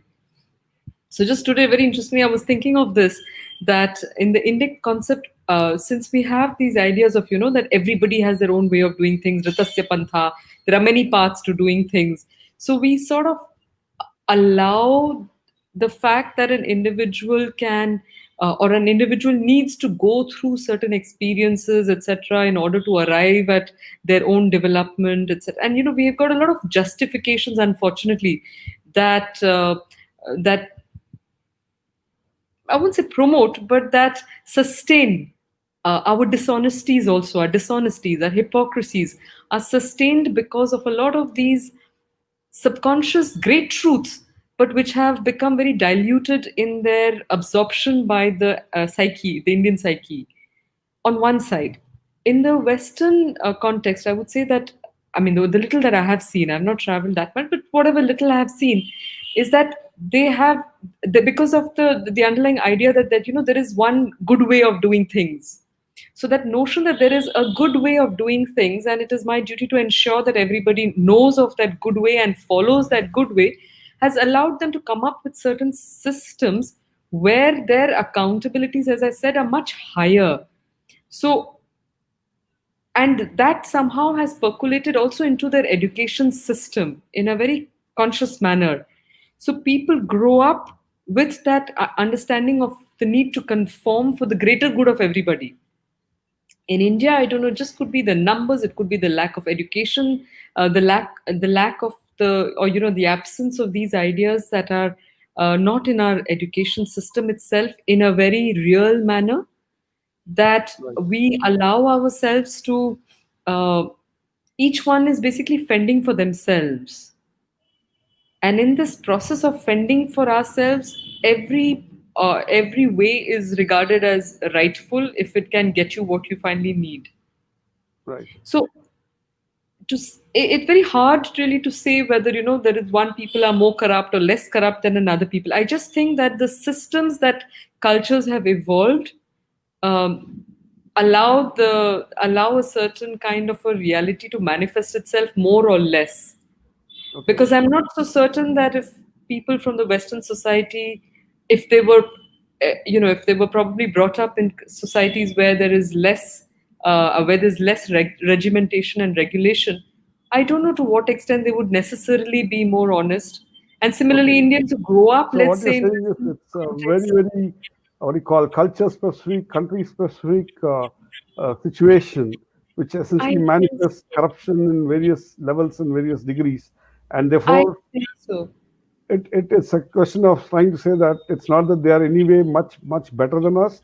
It's just that the systems that are in place kind of showcase certain things which makes us kind of infer that they are better than us. So I maybe mean, there is, if I may just add that I think that there is this very, I would really be very careful about making simplistic generalizations. okay, Because on another side, it is true that since they have for a certain number of, a few centuries, they have been working on evolving more the systems that will facilitate greater degrees of integrity, let me say. The right, systems have allowed that to flourish, whereas in our context, because of again the just the way we have been ruled by different nations, etc., we have not had the good fortune, or it's only very recently that we have the possibility of discovering what is more innate and what is more true to our nature. Having said that, we see that, like especially if we go to the villages, etc., we see that people are innately more honest. right, There is a certain sense of an inner right that they tend to follow. And like Baluji was saying, even that young girl who had a sense of an inner right of what is right and wrong. So I mean, if I have to summarize what I was trying to convey, I would say that one has to always be very careful of simplistic generalizations in either case. In yeah, one case, we probably notice that the systems allow a certain degree of integrity and therefore accountability to be visible and more the norm.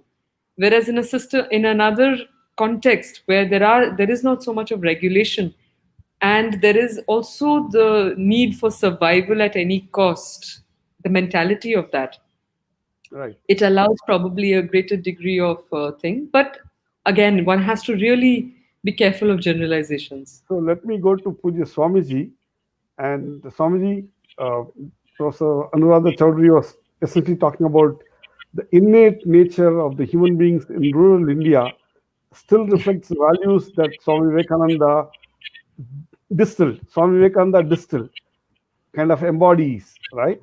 And this is something which we should rediscover, redo it at the grassroots level, perhaps.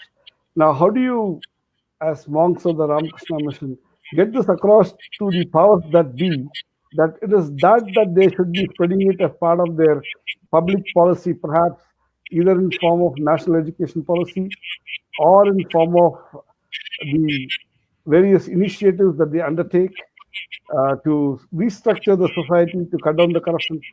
How do you communicate this across, Swamiji?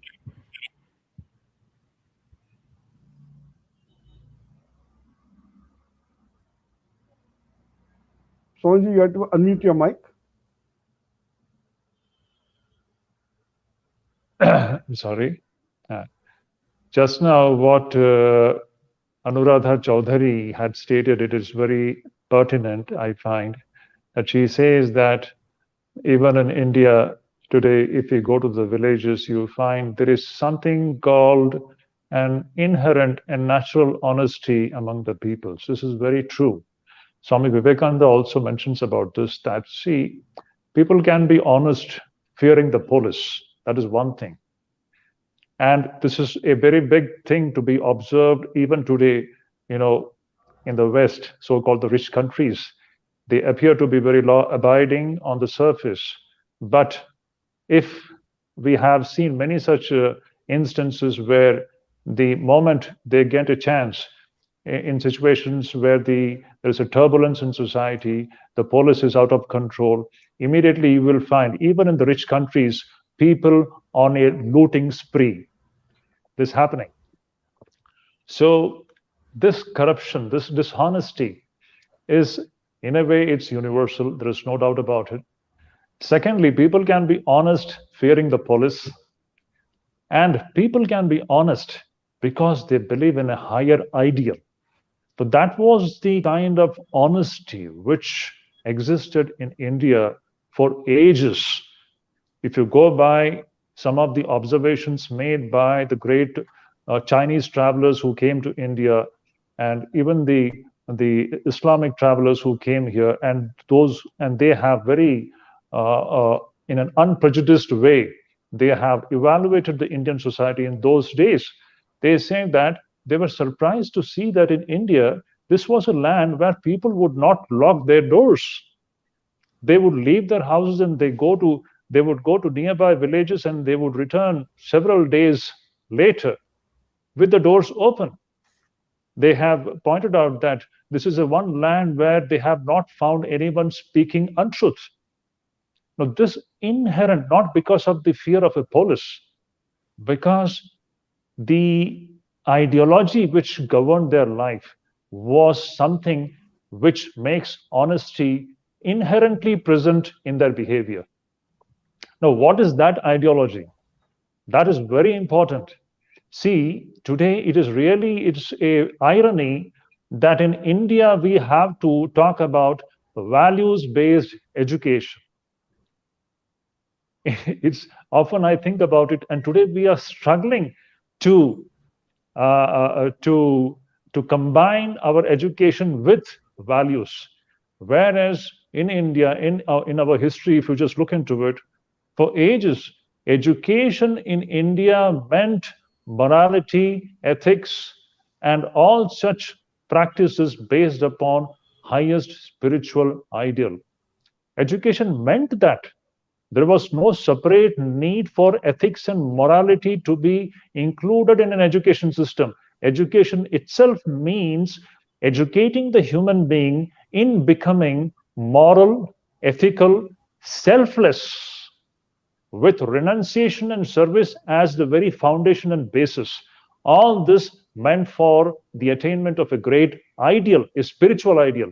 Let me just mention one more important point.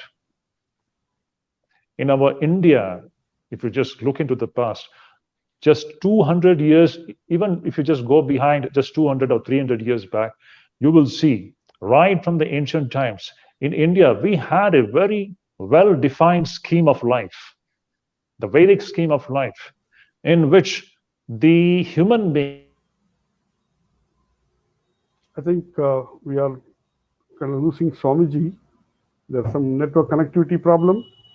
And possibly I should like to request Dr. Balasubramanian to unmute and continue from where Swamiji left. It's like a challenge for you because you are doing the grassroots level work.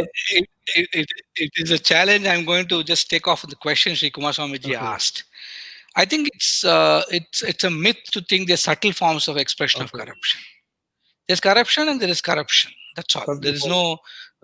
There's just either there's no overt form and covert forms, etc. It is very evident, especially having seen it in different manifestations. The problem is these reports of corruption that we see, the Transparency International and all that, are perception reports.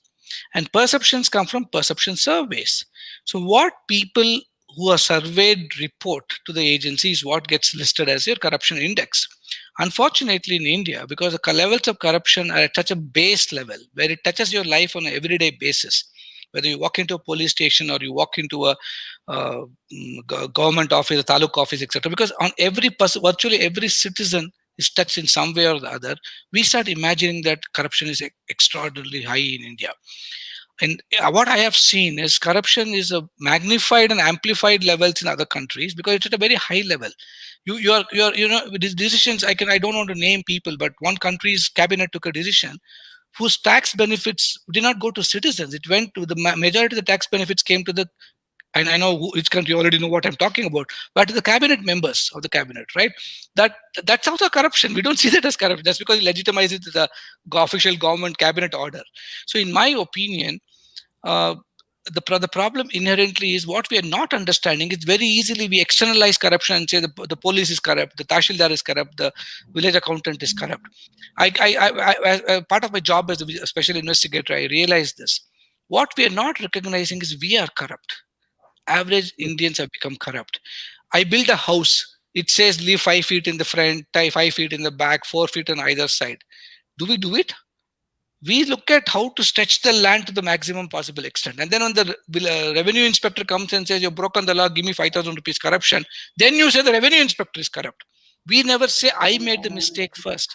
So we look for shortcuts in everything we do, but expect everybody else to be honest. So that is why we all think India is very bad. No, it's not.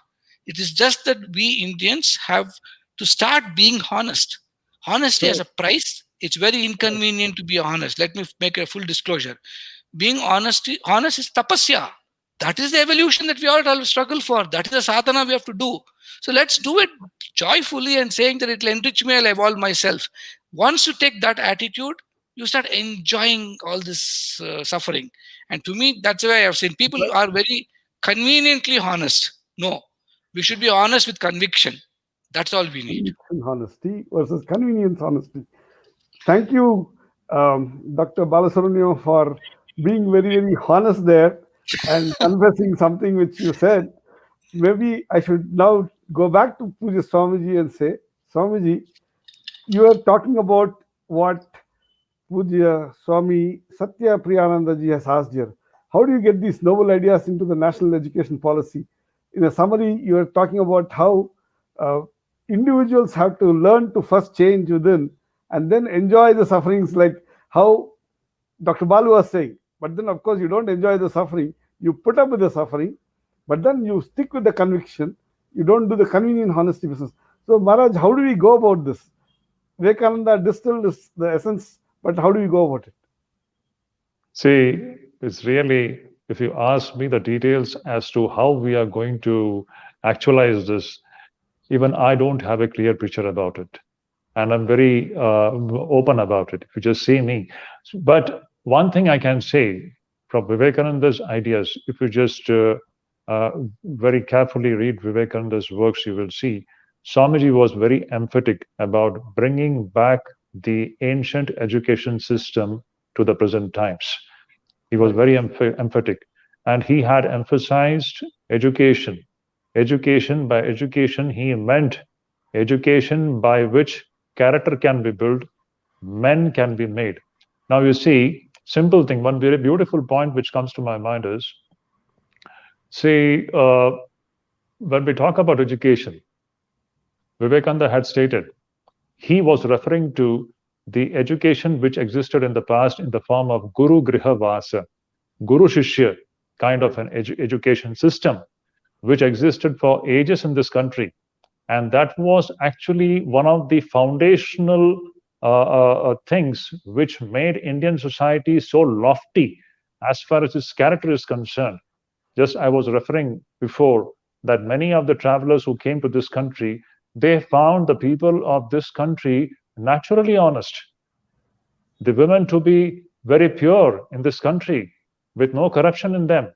People used to leave their houses open and they would go out for days together and without finding any cases of robbery and such things. And this was not because of the fear of the existing rulers or police or say judiciary or anything like that. By this, I don't mean to say that there were no cases of any malpractices. That is not the case. But overall, in a general way, people were naturally honest. I want to once again emphasize this point. This natural honesty is the result of having a higher ideology in life. When we have a higher ideology, a clear-cut picture about the goal of human life, what is the main purpose of this human life? The main purpose of human life is to understand our true nature. And our great masters, the rishis, they had chalked out a beautiful scheme of life. If you just look into it, how wonderful. We have the 4 ashramas, Brahmacharya ashrama, Grihastha Vanapastra ashrama, and Sannyasa ashrama. What is the Sannyasa ashrama actually pointing out at? It points out at moksha. We should remember that India was essentially a moksha-centered civilization and culture. Even just a few decades back, if you just look into the vocabulary of our grandparents, you would hear such words like mukti, moksha, dharma, even in our households. But now it is vanishing because that idea is completely, it's disappearing from our day-to-day life. Whereas it is this moksha ideology which governed the day-to-day life of the people living in this land. And when you have this liberation, moksha as the ideology, automatically honesty becomes a natural part of that person's life. Now, that is why, again, I'm coming back to your question, how are we going to make this possible in our present times? Swamiji had repeatedly stated that we have to change our education system. The present education system, what we have with us, yes, it produces skilled men and women. We have doctors, we have engineers, we have lawyers, we have technicians. They're all skilled people. But in them, this, because owing to the absence of the spiritual ideal in their lives, we don't have doctors and engineers and lawyers. I won't say not all of them. I should not make any generalized statement like that, but most of them. Why is a doctor today? Today, when we go to a doctor, we are scared. We know what is the medical field like. It's a huge money-making business. Why medical field? Even education system. The education itself is a huge money-making business. What has happened to it? But just imagine if a doctor has got a spiritual ideal in his life, if he was trained in spirituality, in yoga, right from his childhood days, if he is a yogi doctor, if somebody is a yogi engineer, if somebody is a yogi technician, just imagine what will be the quality of his performance, his actions in society. It will be a totally of different kind. He will be an ideal doctor, he will be an ideal engineer. So this, to bring this yoga factor into life, I often, at many places wherever I have got chance to speak about this issue, I often make this statement, we have IITs and NITs and so many very prestigious institutions in this country. I often say that these IITs, Indian Institute of Technology, they have to be IIYT. I say that these have to be Indian Institute of Yoga and Technology. This yoga has to be made the basis of the entire education system, no matter whether the institution is dedicated to technical things or non-technical things. Beautiful. But yoga has to be the basis of all the educational institutions in this country, right from the universities, colleges, coming down to the school level, primary and kindergarten level. Yoga has to be introduced. And when I say yoga, it doesn't mean only the yogasanas. Yoga is a whole comprehensive philosophy of life. It teaches us how to manage one's own self. A person who doesn't know to manage himself, such a person, there's every chance that he becomes dishonest or he becomes vulnerable to the evil influences of the society. But a person who has learned to master himself, who is a self-mastered person through yoga, such a person can be an ideal doctor, an ideal technician, an ideal engineer, an ideal lawyer. So we need IIYTs, NIYTs, National Institute of Yoga and Technology, whichever institution, the basis of our entire education system in this country should be yoga-based. That yoga should be universally pervading the length and breadth of the education system of this land. Then we can expect the emergence of men and women of lofty character coupled with great skills. Beautiful. We want to couple both these things, skills plus yoga. Just one more point, I would say, Bhagavan Krishna in his Gita says, what is the efficiency in action? You may be a doctor, you may be a technician, you may be an engineer, whatever you may be. But the real efficiency in what we do is yoga. Krishna says, yoga. This yoga, karmasu kaushalam. Karmasu kaushalam kim? What is the kushalata in karma, what we do? That is yoga. So if we have to really increase the standard of the actions of these skilled people in our society, yoga should become the basis.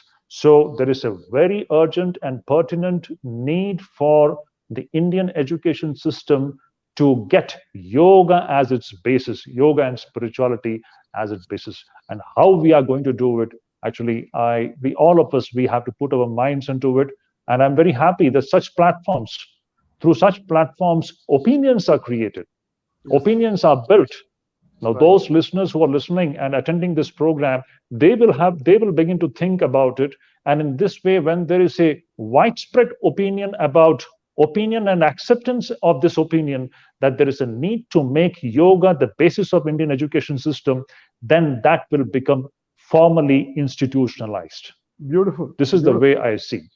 Swamiji, you have beautifully expressed. The outcome of any education system at any level should be accomplished yogis who bring out the kaushalam, the excellence in the field that they have learned as their skill, but more importantly, have kind of transformed themselves as well to be of service to the society. Swamiji, I think IIYT is one part, IIYM is also another part. I think we need managers who are yogis, and Exactly. IAS should also be there, I suppose. Indian Exactly. yogis who are administrators as well. I'm just kind of expanding on that note. It's a beautiful concept that you have done, Swamiji. I would like to bring this to Professor Anuradha Chaudhary's attention and to Dr. Balu's attention. Here's a question that's come up. The question is, I have it here. The question is this. Another statement is here, but the question is like this. If corrupt people are considered smart, honest people are considered naive and do not know how to progress and prosper, how do you get over this perception problem? How do you get over the benefit system that accrues from these kinds of things that actually promote this statement? Dr. Balu and Dr. Anurag. Yeah, you have to unmute yourself. Okay, the way I see it is, I think it's a wrong way of looking at it. The metric of measuring life and its success, I think, is mistaken. Okay. Why are if we are celebrating, if you want to be called smart, being smart is the only way to be called smart. And why are we staying honest? We are not saying honest because somebody is calling us now. What does it matter what people call us? We don't lead a life based on what people call us. We lead a life based on our convictions that drive us. Like Swamiji said, that higher ideal that drives us.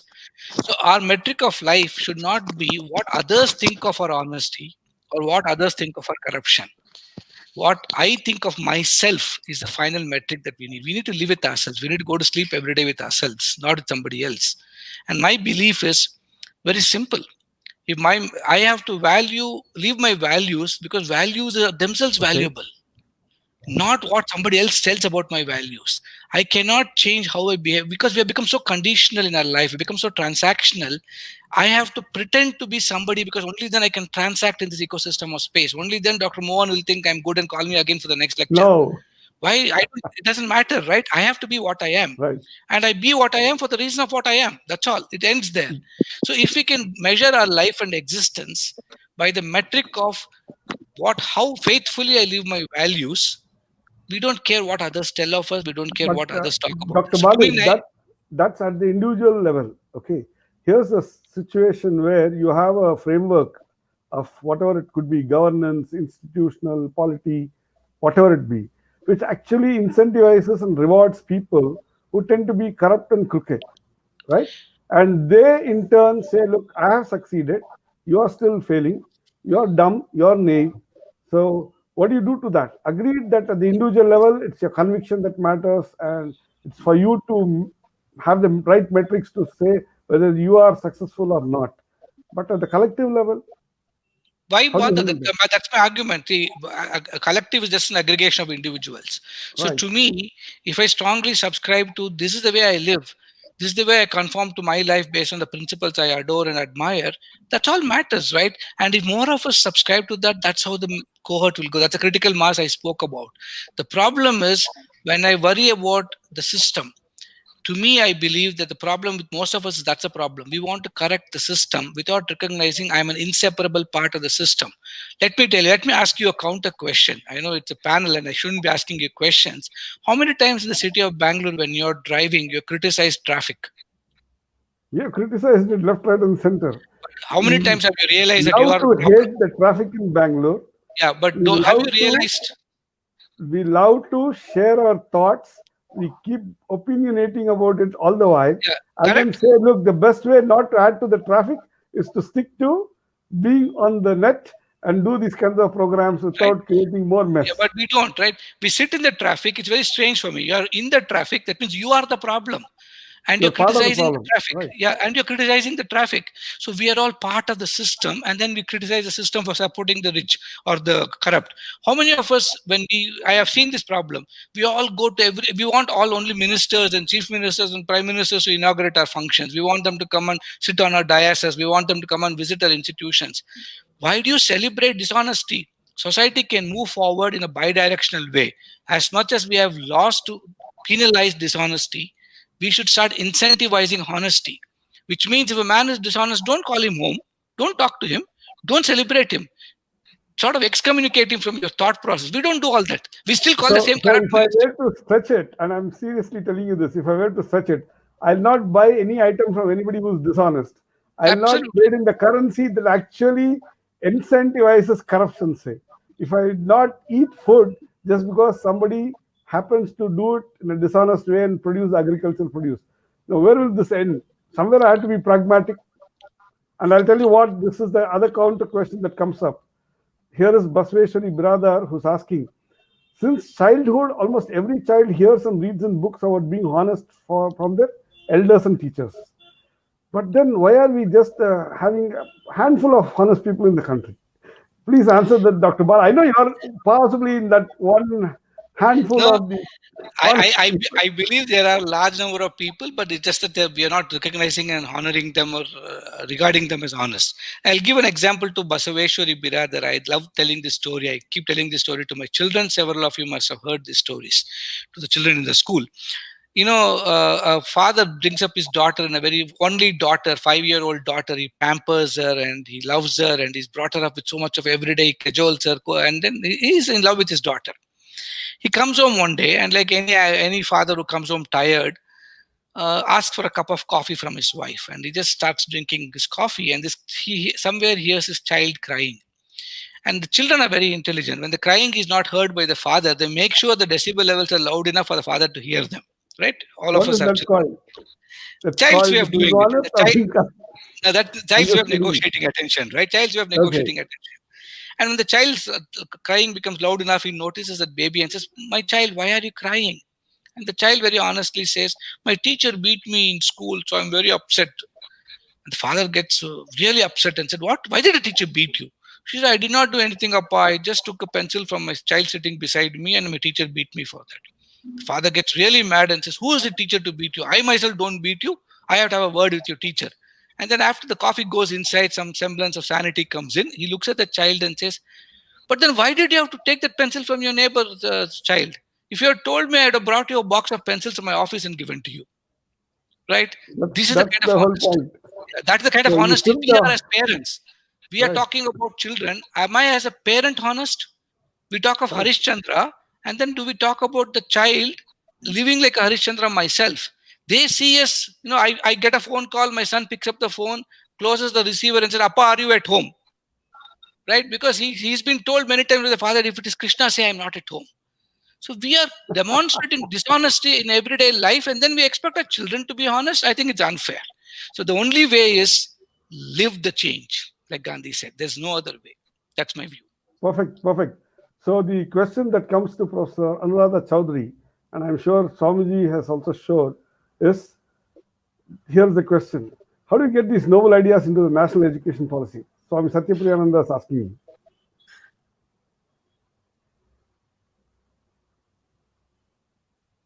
Dr. Anuradha Chaudhary, your microphone is muted. Okay, I think she's not able to hear us perhaps. Maybe I should ask Dr. Balasubramaniam. How do you think we should get these novel ideas into the national educational policy? Everything is only from the individual level, and if the individual change, fine, right?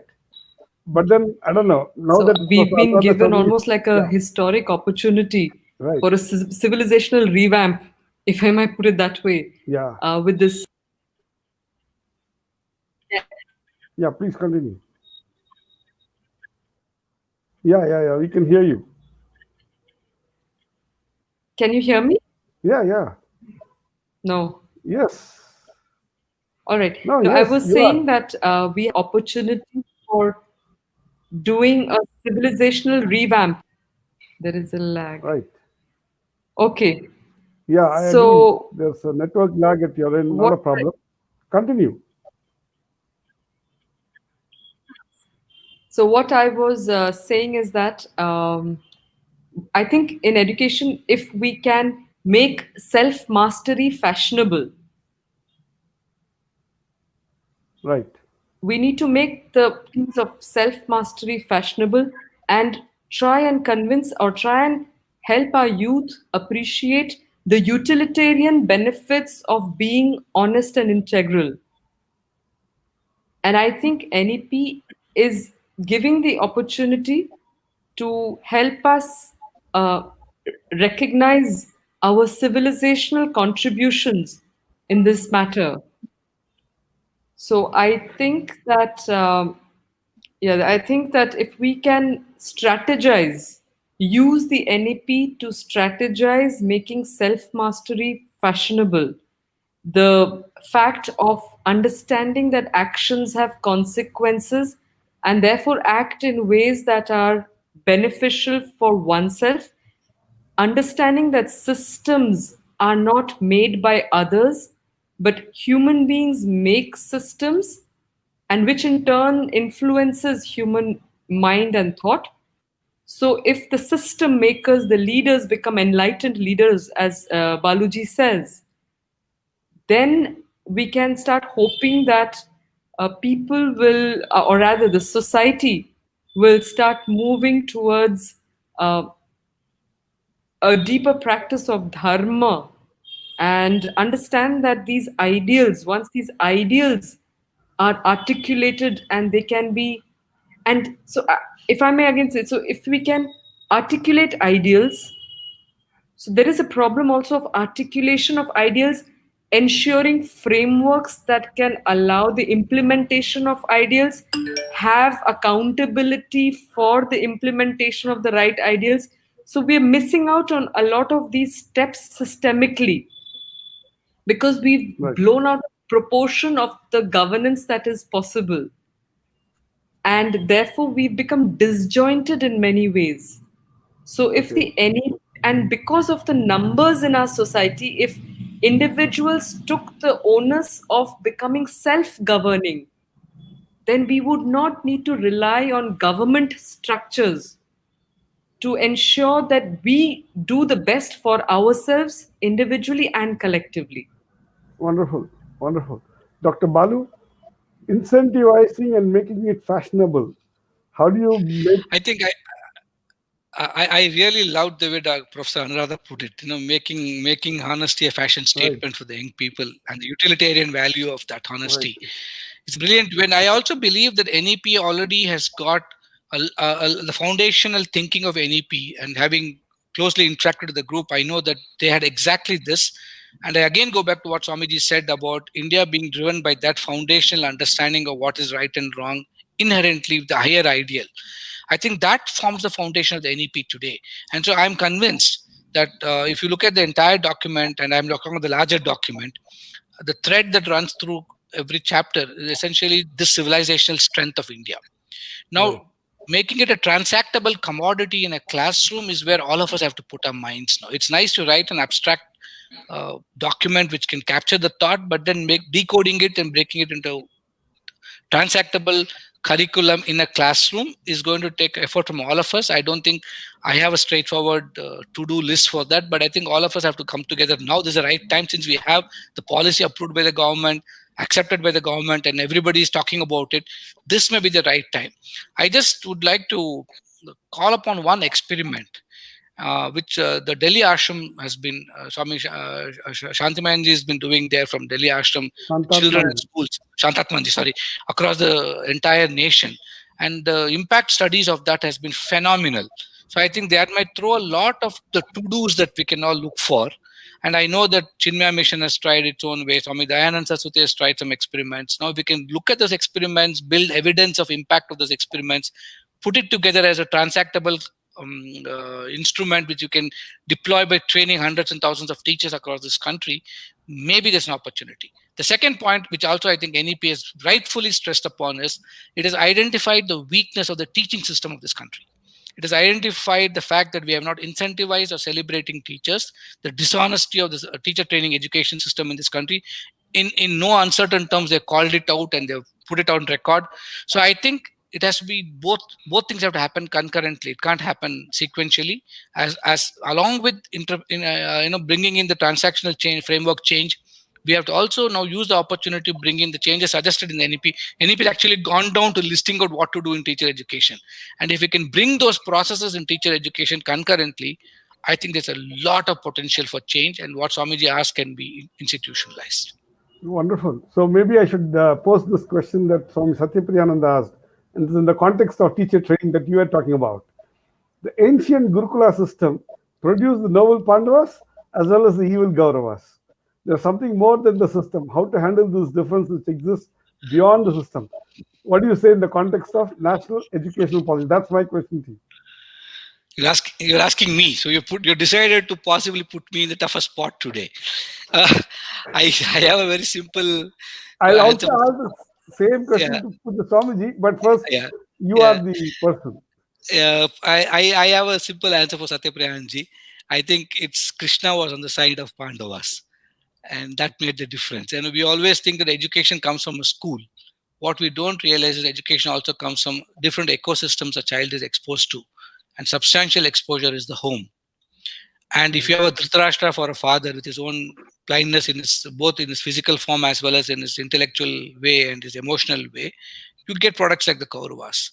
But if you have a Kunti and then a Krishna and a Yudhishthira guiding his other brothers, and those kind of values creating the ecosystem at the family level, I think a particular way of coming up will be different. So I think the school is an equally integral part and a complementary part of the home as much as the home is part of the school.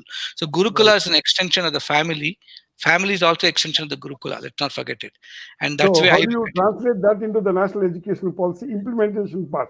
Because it's easy to say about teacher training and the lack of it, and then when this particular question got raised, there's something more than the Gurukula system, meaning there's something more. I fully agree with you.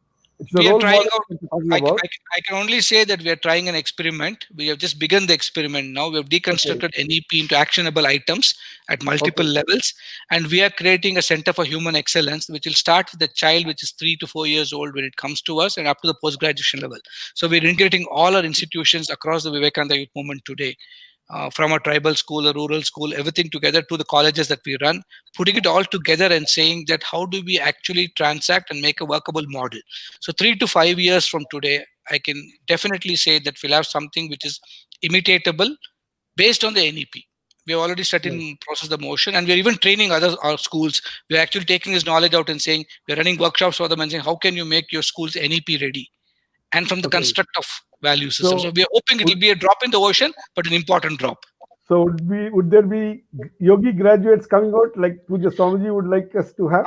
I think it's a great aspiration that is set for us, and hopefully that's a nice word I'm going to use, Swamiji. I'm going to unabashedly copy that word now and institutionalize that word within my organizational system so that we'll have at every level that thinking. That captures the essence of it. Beautiful. So Swamiji, what is it that is there in the Gurukula system that lack of which created Kauravas, the having of it created the Pandavas? See, in this respect, I want to say that, during the Mahabharata time, the Indian society was not mere Pandavas and Kauravas. Right. So just because we had Kauravas, we should not be thinking that the whole of Indian society at that time was like that. So I feel is that the elements like Kauravas will be there all the times. Right. But overall, the Indian society at that time was definitely, it was the society collectively had a goal, very clear-cut goal, which was the product of the kind of ideology which guided their lives. Right. And because of that ideology, the overall the moral and ethical standards of the people were quite high. In this very Mahabharata, you come across various stories of absolute self-sacrifice. Just now, in the beginning, Anuradha Chaudhary had referred to the story of Ranti Devi, and there are many such other stories in the Mahabharata itself, which shows what a high level of society was at that time. So I don't think so. Just because of looking at Kaurava, we should judge the existing times. Of course, there is another way. I also I would not fully disagree with the questioner. Say, in our Indian way of looking at the evolution of the society, our Indian history is actually, it's not linear, it is cyclical. And the evolution of human society is seen to be happening through different ages, which are known as yugas. So it starts from Satya Yuga, then it comes down to Dwapara Yuga, Treta Yuga, then it comes to Dwapara, and finally Kali. So this is another way of looking at Indian society. See, the standards of morality and ethics is never fixed, or its prevalence in society is never fixed. It keeps on changing from time to time. At the time of Satya Yuga, it is said that every baby is born as a rishi. That is the conception of Satya Yuga. And Swamiji says that with the birth of Sri Ramakrishna, this beginning of the reaching Satya Yuga has started. Right. So Satya Yuga means a society in which the moral and ethical standards of the people is at its peak. From there, slowly corruption sets in. The next, in Treta Yuga, you find, actually it's a very beautifully depicted, that the society stands on four legs, just like a cow having four legs. The society stands on the four legs of dharma. In Satya Yuga, the society stands on all the four legs. When, with the passage of time, slowly corruption sets in. And instead of four legs, in Treta Yuga, the society stands on three legs of dharma and one leg of adharma. Okay. Further, as the society, the history progresses, and we come down to Dwapara, the society stands on two legs of dharma and two legs of adharma. Finally, when it comes to Kali Yuga, the society is standing on three legs of adharma and one leg of dharma. So to say that ethical and moral standards cannot be fixed in the society, it is always waxing and waning. So this will be there, and once again from Kali, the progression towards Satya Yuga, once again it starts. So this is the way the society goes up and down. But the great spiritual teachers come from time to time to show us the way how, once again, dharma has to be made prominent in our everyday life. This is what Sri Krishna said. What yada yada hi dharmasya glanir bhavati bharat. Whenever dharma seems to go down and adharma becomes prominent, great masters, great spiritual leaders, they come in order to establish dharma. Dharma sansthapanarthaya sambhavami yuge yuge. Krishna says the beautiful statement. So the advent of Swami Vivekananda and all such great leaders, it is essentially meant for, once again, infusing this dharma into the human society, individually as well as collectively speaking. So again, going back to the main question, that how do we evaluate that both Kauravas and Pandavas, they were a part of the Guru Shishya education system, and yet we had evil people like the Kauravas. But then the presence of Kauravas alone cannot be the reason to judge the entire existing human society to be corrupt. Because in Mahabharata itself, we come across many such wonderful, lofty, exemplary lives which were completely dedicated to sacrifice, renunciation, and the good of others. Wonderful. Wonderful. So here is a question, Swamiji. This is a question from Vikram RS. He is asking, you spoke about dharma and how dharma is going to be the thing that has to be revolutionized such that we move from Kali Yuga to the Satya Yuga, from the 3 adharmic legs and 1 dharmic leg to the 4 dharmic legs and no adharmic legs. So is this the question that can be put it in that context? How can dharma be institutionalized apart from schools and family? Ability to involve young people and adults in seva through parallel system might inculcate or will inculcate more of selflessness. What are your views? Maybe after you, Swamiji, I should ask Dr. Balu and Professor Anuradha. Can So I it's a read it question to also? me, Mohan. Yeah.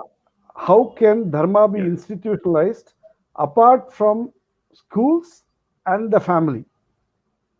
Please repeat the last sentence. How can dharma be institutionalized apart from schools and the family? So that's the question.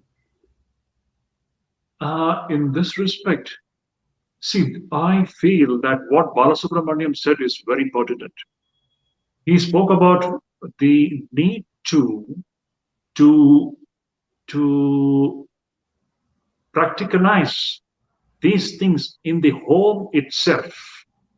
Right. Unless, see, we may talk about universities, colleges, and educational institutions. Again, we have to touch upon 2, 3 important areas in this regard. Number one, see, today there is a need for when we talk about schools and educational institutions and the universities, more than students, what is the need of the time is ideal teachers. This is Right. the one thing which is lacking in our education system.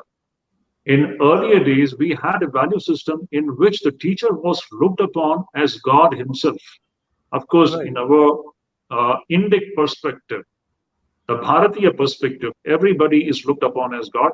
But apart from that, especially the teacher is a guru, the guru who gives knowledge. So that was the kind of an extreme reverence that students had for the person who imparted knowledge. So today, in our present context, when we look into the whole system of education where the teachers are imparting knowledge to the students, this is absolutely missing. So there is a need for the teachers to be ideal. This is one very important thing. We cannot expect the students to become dharmic when we don't have teachers who really believe in dharma. Teachers Right. themselves, they don't have that kind of a spiritual basis. Yes, to impart a particular technical skill to the students is one thing. But as I said before, it is not, education is not merely the amount of information that we help the students gather in their mind. Education is man making. Every classroom is a session where the teacher should be helping the students to become men, to become spiritually awakened, to become self-mastered human beings. Along with that, the teacher can also impart the technical skills. So where are such teachers who have strong convictions about the need for self-mastery, the need for a spiritual basis among the students? Where are such teachers? This is number one. Number two, education is not only something which can be imparted in schools and colleges. Of course, it is, but we should remember education essentially starts from our home itself. Right. Our home is the first school. Mother is the first teacher. The father is the second teacher. Unless the parents are spiritually minded, unless the parents are really dharmic, we cannot expect. See how much of even if we have schools and colleges, with this basis of yoga and spirituality. We should remember, if the home doesn't have that ecosystem of spirituality and yoga, there will be a big lacuna as far as the making of men is concerned. So the whole thing boils down to on the one side we have the formal education, and on the other side we have the informal education which takes place in our household itself. And I would consider this informal education equally important. If our parents are not spiritually educated, we can't expect children to grow in a spiritual manner. And it is this spirituality which actually makes honesty and ethics very natural in them. So there is extreme necessity for the parents to be first spiritually educated, second, the teachers to be spiritually educated. It is with this kind of leaders, the parents and then teachers, then we can expect the students also to imbibe these spiritual values and grow on the path of man making. Beautiful. So I have this question building on what Swamiji just now said. I want to ask this question to both Dr. Balasubramaniam and to Professor Anuradha Chaudhary. So here's the important need to have a teacher with the moral spine, the parents with the moral spine, and then such people will in turn imbibe the youngsters, the children, to build up the moral spine. Isn't that a kind of chicken and egg problem? You have a situation where you cannot get the teachers because there are no good students, and the students who could have the moral spine should become the teachers with the moral spine, right? So does the NEP kind of promote that kind of a situation where there is both expertise in the fields of study and the moral spine in the students so that they can get into the teacherhood or the parenthood of the right kind? It's a chicken and egg problem. How do you solve the chicken and egg problem? It's a question to both Anuradha Chaudhary and to Dr. Balasubramanian. I was hoping Professor Anuradha would take it first. Okay, so it's a vicious question that's hitting you all hard. It's a deep question. Is Anuradha Swamiji going to answer, beautifully or put shall it. I? You need to have the ideal teachers to do the job. No. Ideal good parenting for the child to be proper. So where do you start? I think the cycle has to be broken. Cycle has to be broken somewhere, and we have learned to compartmentalize human existence into school, colleges, teacher, home, parents, etc. I have a different version of way of looking at it. Once you teach people how to learn, learning to learn is the missing theme in our systems right now. I was just looking back at my own life's education and said, what made a difference for me? How I came to the same education system everybody criticizes. And I think once you embed the ability to learn in a person, and like Guru Maharaj said, as long as I live, so long do I learn. This is inherently the only way in which we can change the system, whether it's a teacher, a child, or a parent. So it's going to be a struggle. It's going to be work in progress for another 30, 40 years of hard work. We need the discipline and the determination to take this forward. It is not going to be easy. The task is gigantic. If you want to create socially conscious intellectual giants, there's going to be hard work to be put in. So let's start small. Let's start with small institutions. I think I'll give an example of the Ramakrishna mission itself. Hundreds and thousands of schools, if they make up their mind and say this is what we're doing and we'll make it better and take this model to more and more people, that's a change. We are not seeing that change has to begin that way. So I think in India, we have to remember and recognize that we have to take the first step. I know it's a large country and we want everything to scale and say, I wave a magic wand, the whole nation will change tomorrow. I don't think any country can say that. Specifically, countries like India, take the small step, embed the ability to learn. To me, spirituality, in way I look at it and define it, is just having the ability to practice self-inquiry. Ramana can be a university by himself with that one question. And if you can just embed this ability in every child, every teacher, every parent, all the time, if I can be mindfully inquiring about what life is all about, or practicing self-inquiry, then I'm learning to learn. And that learning is a combination of both the knowledge present outside and the knowledge present inside. So it's a personalized education. It's also communitized education. So combining personalized with the communitized education is it's a model that we are going to attempt. That's what we're trying and reconstructing it now. Beautiful. Hopefully, there'll be lessons for all of us, and then we can be able to do something with it. Wonderful. That's why I don't think it's a success story yet. It's too early to talk, but that's a path we have chosen. We're hoping that it'll show some results. Professor Anuradha Chaudhary, two-part question. Question is, how can Can I? dharma how can dharma be institutionalized apart from schools and the family? Question one. Question two, how do you break out of this vicious chicken and egg problem? You have good teachers, then you'll have good students. And if you don't have good students, you cannot create good teachers. So, two-part question, quick answers. We have another 5 minutes to go before we close. All right. So I will take the question of the dharma, or maybe I'll first take the question of the teacher and the chicken and egg one. And in my understanding, I think what is required in the Indian education system is first and foremost to make a shift, or to make a shift from the adhyapaka concept to the acharya concept. Wonderful. Right now, those in the teaching profession are primarily adhyapakas. They are there for the purpose. So the difference being that an adhyapaka is mainly there as a salaried person to impart education. In today's context, it has been watered down to information giving, pattern recognition, not even that much of, and that also for the utilitarian benefits of getting good ranking for the school. So it's a whole system which has to awaken to alternative possibilities, which are more meaningful and beneficial for the school. If the school Right. understands that it will have a better standing if the students there are genuinely good rather than parroting the right things, then I think that the ratings of the schools would increase beyond their own imaginations. But for doing that, so the administration has to wake up to understanding the purpose of education.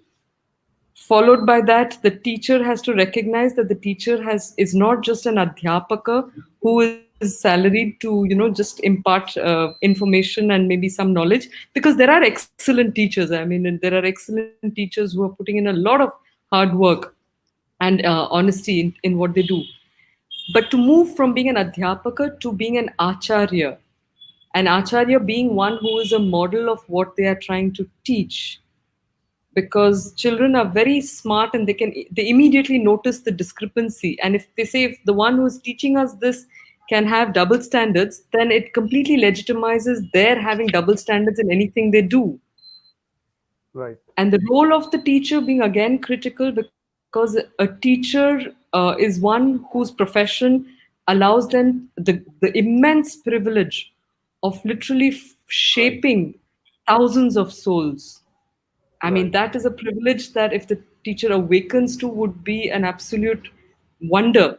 So the fact of having the privilege of shaping thousands of souls, and therefore the importance of being a role model in that, really Beautiful. puts the ball and the baton in the teacher's hand, and quote that there is no excuse. Right. Everybody else can maybe give other So, reasons, but the teacher, the and if so I if may. I may interject and share, the shift that has to happen from the adhyapaka to the acharya, and the shift that has to happen in the parenting of the child to ensure that the child has the moral spine nurtured in the family and gets to have the skills to be learned in the schools and the colleges with the acharyas rather than the adhyapaks. I think that's a very fundamental thing, that is the essence of the clarion call of Swami Vivekananda in trying to do the character building. I'd say that we are kind of coming to the end of this Can I program because we just have can I about can a I minute. can I just Yeah, finish a second? That's what we're I say. ending the program because we're coming to the end of it. Please My continue. my egg was just about cracking. Okay, I like that statement. At the fag end, 2 seconds to go, the egg is about to crack and the chick is about to be born. Continue, ma'am. We'll give you another 2 seconds. No, so the fact that no, so I was saying that, and therefore the need for the teacher to understand the importance of becoming the brahmana, The Brahmana, not as the Jati Brahmana, but the Varna Brahmana. A teacher was one who had to be calm, self-control, ascesis, purity, the whole Shama, Dama, Tapa, Shaucham, all of that. Those were the qualities that the teacher had to embody. And therefore, coming back to the dharma thing, I think today we are a whole nation of what I call the clumsy glove theory. We don't know what is the ideal of the hand. So we are all wearing gloves that are misfits. So the entire nation is functioning on this clumsy glove theory. So maybe what we need is what I call the gross dharma practice framework, where we have to articulate ideals at every level of our society. Beautiful. Then have the frameworks to facilitate people's practice of those ideals. So if you have Satya, which is the contour of your and my hand, we I have then wear the certificate glove for you. that fits it correctly, which is Rita. When we wear the glove that will fit the hand correctly, whatever we hold and do will be of the optimum quality, which is what is dharma, the upholding of the ideal in its absolute form, and acting on that basis is what in the Gita it's summarized as kshetre kshetre dharma kuru. Not Beautiful, dharma beautiful. kshetre, but On that kshetre note, kshetre dharma kuru. on that note, I'd like to kind of thank The bird everyone is here. out. The bird is out, so it's okay. Yeah, the word is out. Okay. Puja Swamiji. Yes, Swamiji, you have a point to make. Please. Yes, We are on Mohan, extra just time I now. just 80 want to minutes read out. one sentence from Swamiji before Yes, we conclude. yes. If you allow me. Please, please, please. We all know that Swamiji's famous statement that education is not the amount of information that is put into your brain and runs riot there.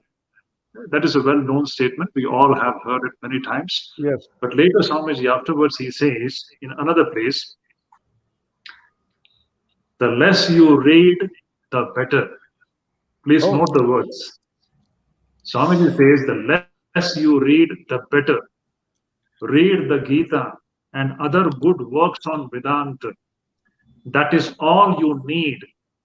The present system of education is all wrong. okay. Swamiji is saying, read the Gita and other works on Vedanta. That is all you need. The present system of education is all wrong. The mind is crammed with facts before it knows how to think. Perfectly right. Control of the mind should be taught first. Right. If Beautiful. I had my education to get over again Right. and had any voice in the matter, I would learn to master my mind first and then gather facts if I wanted them. It Yes. takes people a long time to learn things because they can't concentrate their minds at will. Beautiful. Beautiful, Maharaj. This is what On Swamiji says.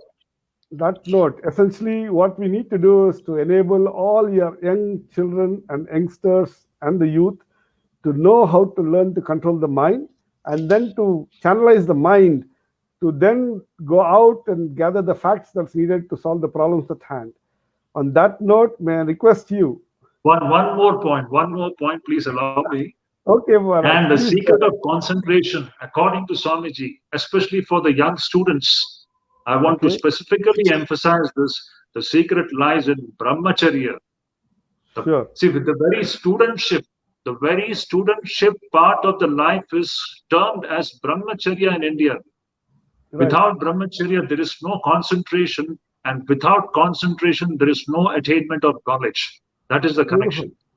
So I would like to stop there, Professor. I have a very strict deadline because No, viewers have on the been brahmacharya point, okay. All right.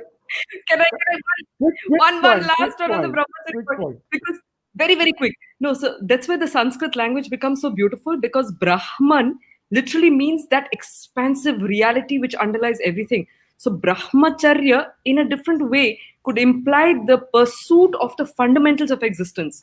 Once Beautiful. those are known, then anything can be put on those fundamentals and one can be made to excel. Thank you. Wonderful. Thank you so much, Professor Anuradha Chaudhary. Thank you, Dr. Balasubramaniam. May now request Puja Swamiji to lead us in prayer of the infinite. Swamiji. Om Purnamada Purnamidam Purnat Purnamudachyate Purnasya Purnamadaya Purnamevavashishyate Om Shanti Shanti Shanti Hari Om Tat Sat. Puja Swamiji is from Advaita Ashrama in Mayavati, and they have this beautiful tradition that they shall only be worshipping Nirguna Brahman. But I am right now in Bengaluru, and I worship the Saguna Brahman too. And on behalf of the viewers and following the tradition of this particular series of talks, I'd like to say Jai Shri Guru Maharaj Ji Ki Jai, Jai Shri Mahamai Ki Jai, Jai Shri Swamiji Maharaj Ji Ki Jai, Bharat Mata Ki Jai, Vande Mataram, Jai Hind. I just want to say that we are on the last day of our program, and that is going to be tomorrow. And let me quickly take a few seconds to share the details of tomorrow. And tomorrow is like the culmination of the whole yajna that we had undertaken in this NWEY20 program. Tomorrow, the theme of the day is Vedanta and character building.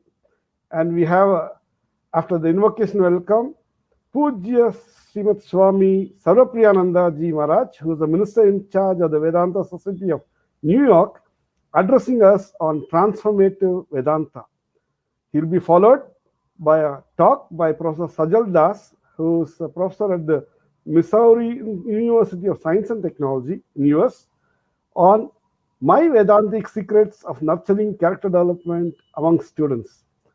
This will be followed by a very interesting keynote address by Professor Rahul Banerjee, who is from the Saha Institute of Nuclear Physics at Kolkata, on Vedanta, Abhidhamma, and character development. Finally, the panel discussion will be on what works, the Vedantic secret of experiential character development. And of course, we'll be having the closing ceremony of this week-long yajna tomorrow. Please join us. And that note, we bid goodbye today. Please join us tomorrow at 5 p.m. Thank you so much. Thank you, Swamiji. Thank you, Professor Anurag Chaudhary. Thank you, Dr. Balasubramanian. Thank you.